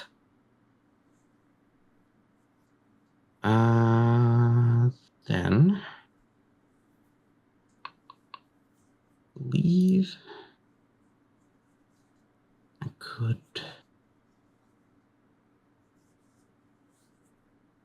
Yeah, I'm gonna use my bonus action to make one more unarmed strike. Alright. Another 12 All right, for the and infector. this time. Yep, and this time we're doing the bulldozing punch to push it into the wall again. Okay. So just the same damage. Yes, it does the 12 damage plus 4 from strength mod. Okay, so let's see here. So that's 12 plus 10, so that's 22, 32. So Grillin Infector, you take 38 damage. 38. All right. Alright. And that is all I can do. Okay, so the beginning of my turn. You can regenerate. And Q has haste. Oh. All right. Okay, we're gonna do a multi-attack. I'm going to put that as my haste.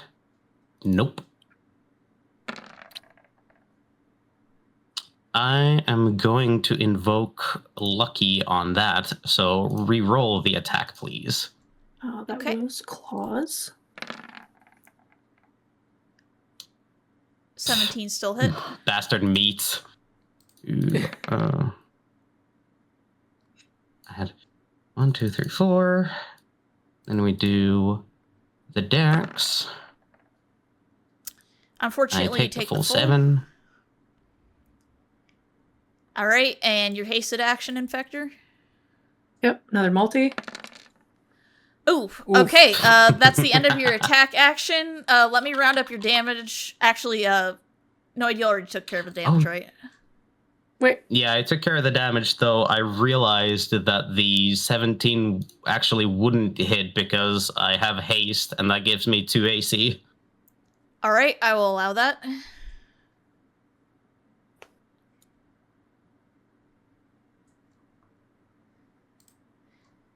And Alright. I'll let you go ahead and make a reaction attack if you'd like to.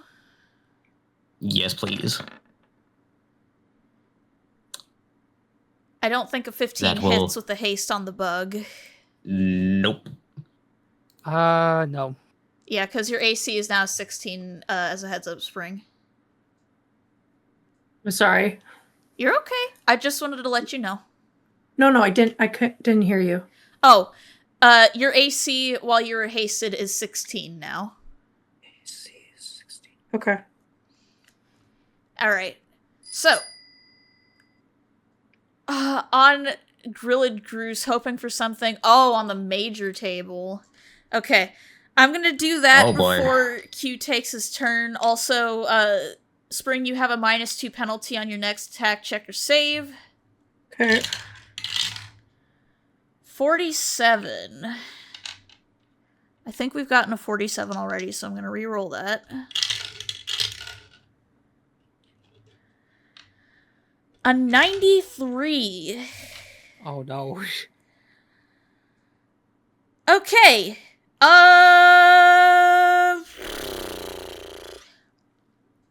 Noid, I want you to call it evens or odds. Uh-oh. Odds. Okay, we rolled evens. And now for the d6 check. Q, you get 1d6 HP. Yippee. You see as the door creaks open slightly. It's not enough for someone to fit through, but the others can see what's happening. Well, that's not fair. Good. I was hoping for something stupid. This is the stupid I wanted.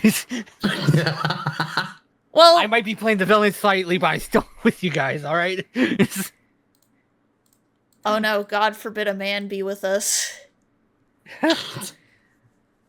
But yeah, so here's my question. Do you guys just want to do the all-out brawl now? I'm Hold punching you in on. the face. Moose doesn't have his headphones on. Give him a second.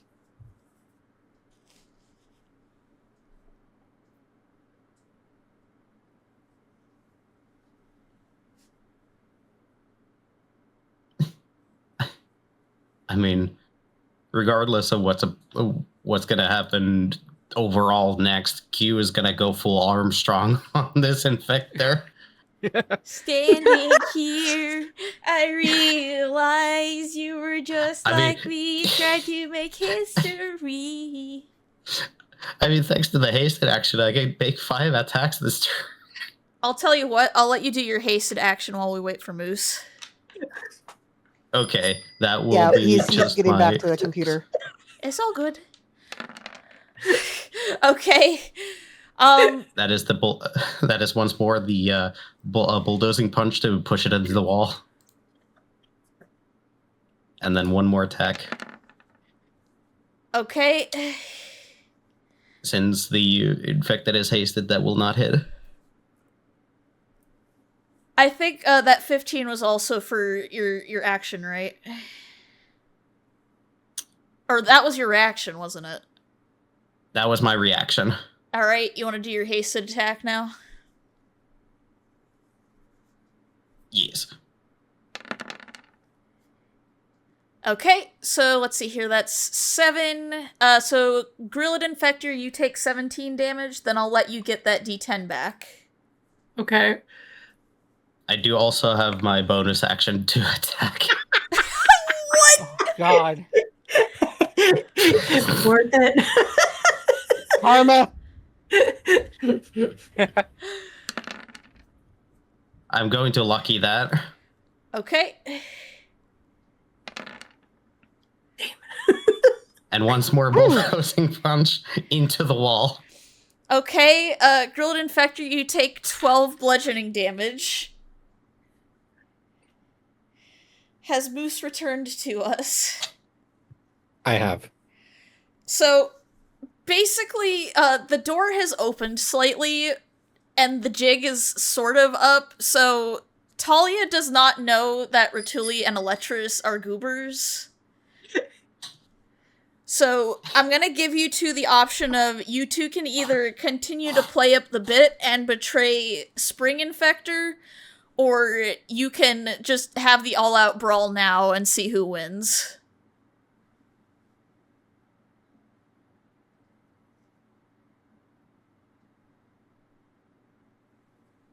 What do you think, Ben?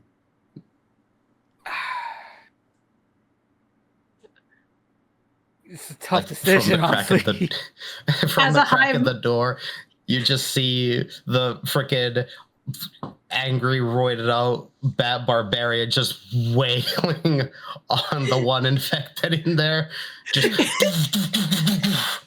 Through the hive mind, you hear, ah, shit, no! Owie! Will you come to the aid of your infector brethren, or will you let them die? For the hive mind! For the hive mind, for Spider Dad. Spider Dad would be proud! That makes me want to do it even less for some reason. Yep.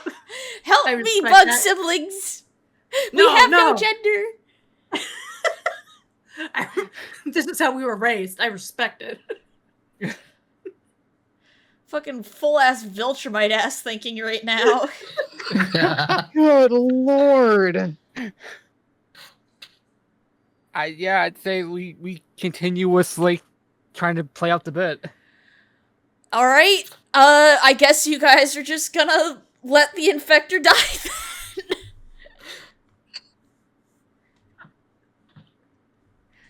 My sacrifice will be for the team. Is it my turn? It is, in fact, your turn. Go down in a blaze of glory.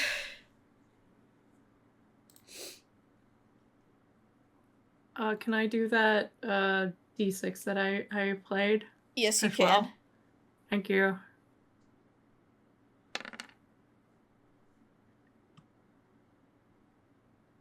Okay, so this is my last round of haste. Yes.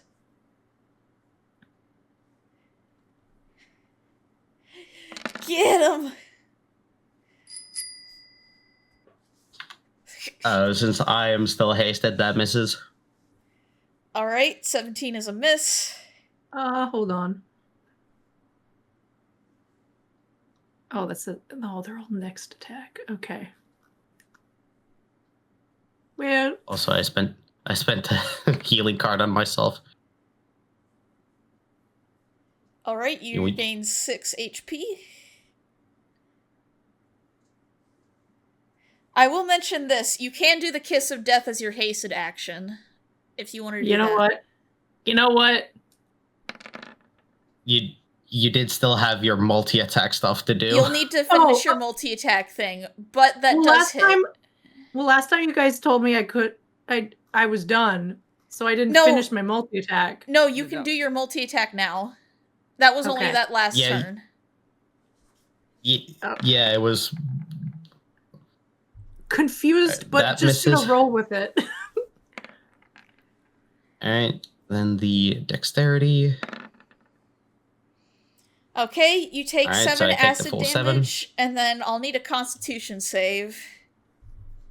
Come Alright, on. I'm pretty sure I don't get advantage on the con save. Card incoming. Alright, you get a +2 on your con save. Alright, this will be at normal. Q is not pregnant. Fine. All right. But I do still take 5 piercing. All right. That's the Actually, there is technically. Is there technically one line in this that would prevent me from being a valid target for this? Are you classified as undead?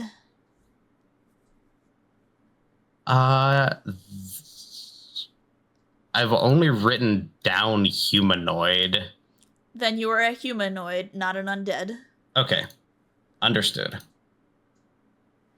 You are still a living, breathing person. Okay, just wanted to make sure. Yeah.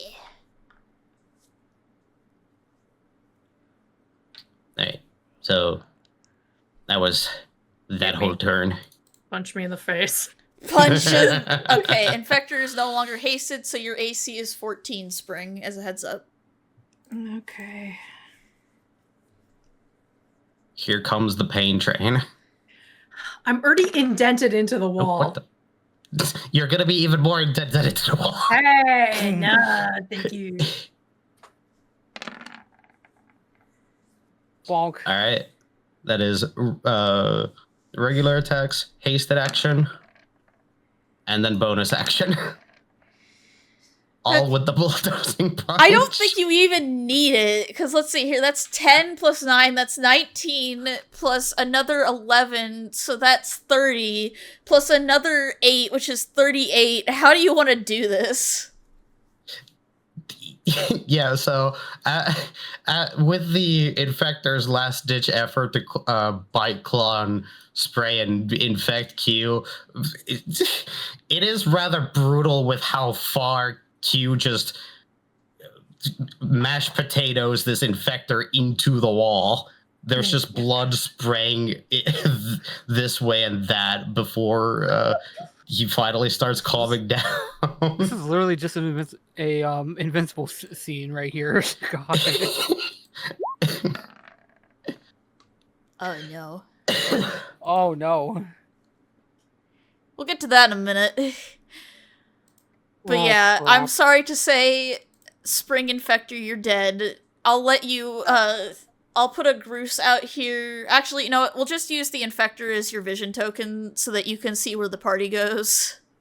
Okay, but I have an X, so I'm not there. I'm a ghost. You're a grilled ghost. A ghosted, if you will. Ah. God. While you're still raging, do you want to, like, peel the door open? Yeah, might as well. Alright, let me... Dynamic lighting. You know what? I'm gonna just roll the athletics. Yeah, you guys It's just... decent. You guys just see as, you see as Q just peels the door open like a fucking, bloomin' onion. God.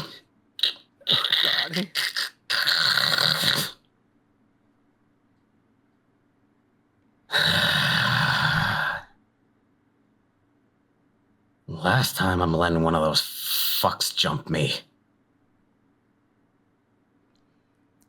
So we can see, and we did see the Grillid in there, right? Yes. Talia's going to look at that, put 2 and 2 together, and that Groose is not there. Look is just... Right. Infiltrators. Shit. We're not having any kind of separation of the party, and you best be assured I'm keeping a very, very close eye on all of you. Fair. Fucker tried to put something in me. What did it try to put in you?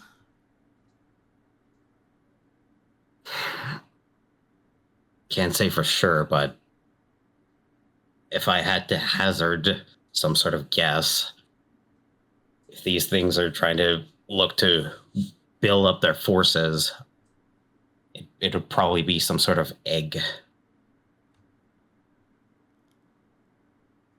that's when Xerxes just kind of looks through the door and he sees the corpse and he looks at himself.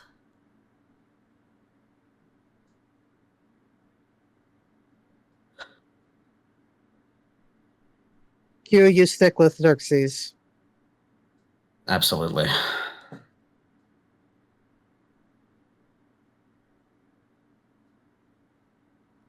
And haste goes bye-bye.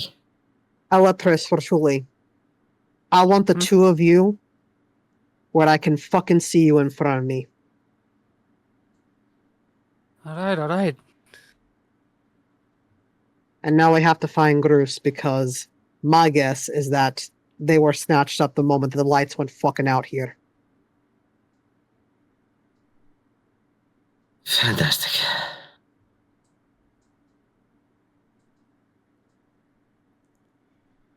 Alright. And that is where we will call today's session. A very clunchy one. Yeah, yeah. Some Good bullshit. Christ.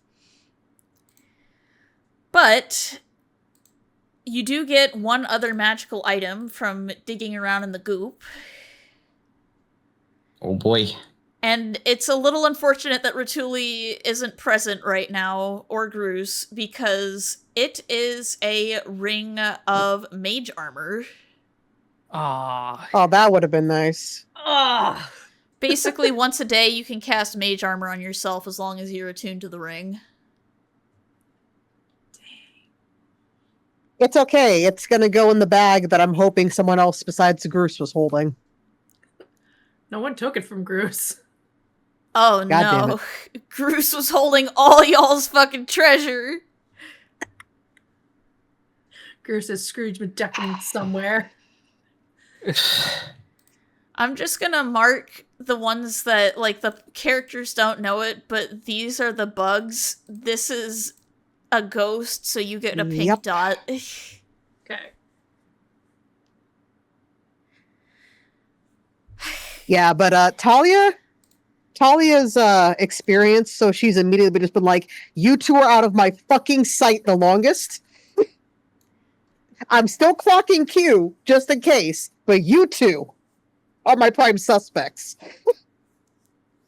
I mean, at least she was able to see Xerxes the entire time and knows he didn't go anywhere. Exactly. And there's been no shift in Xerxes as far as she can tell. The only thing is, everyone's gone out. The only one that she could be fairly certain of is herself not being one.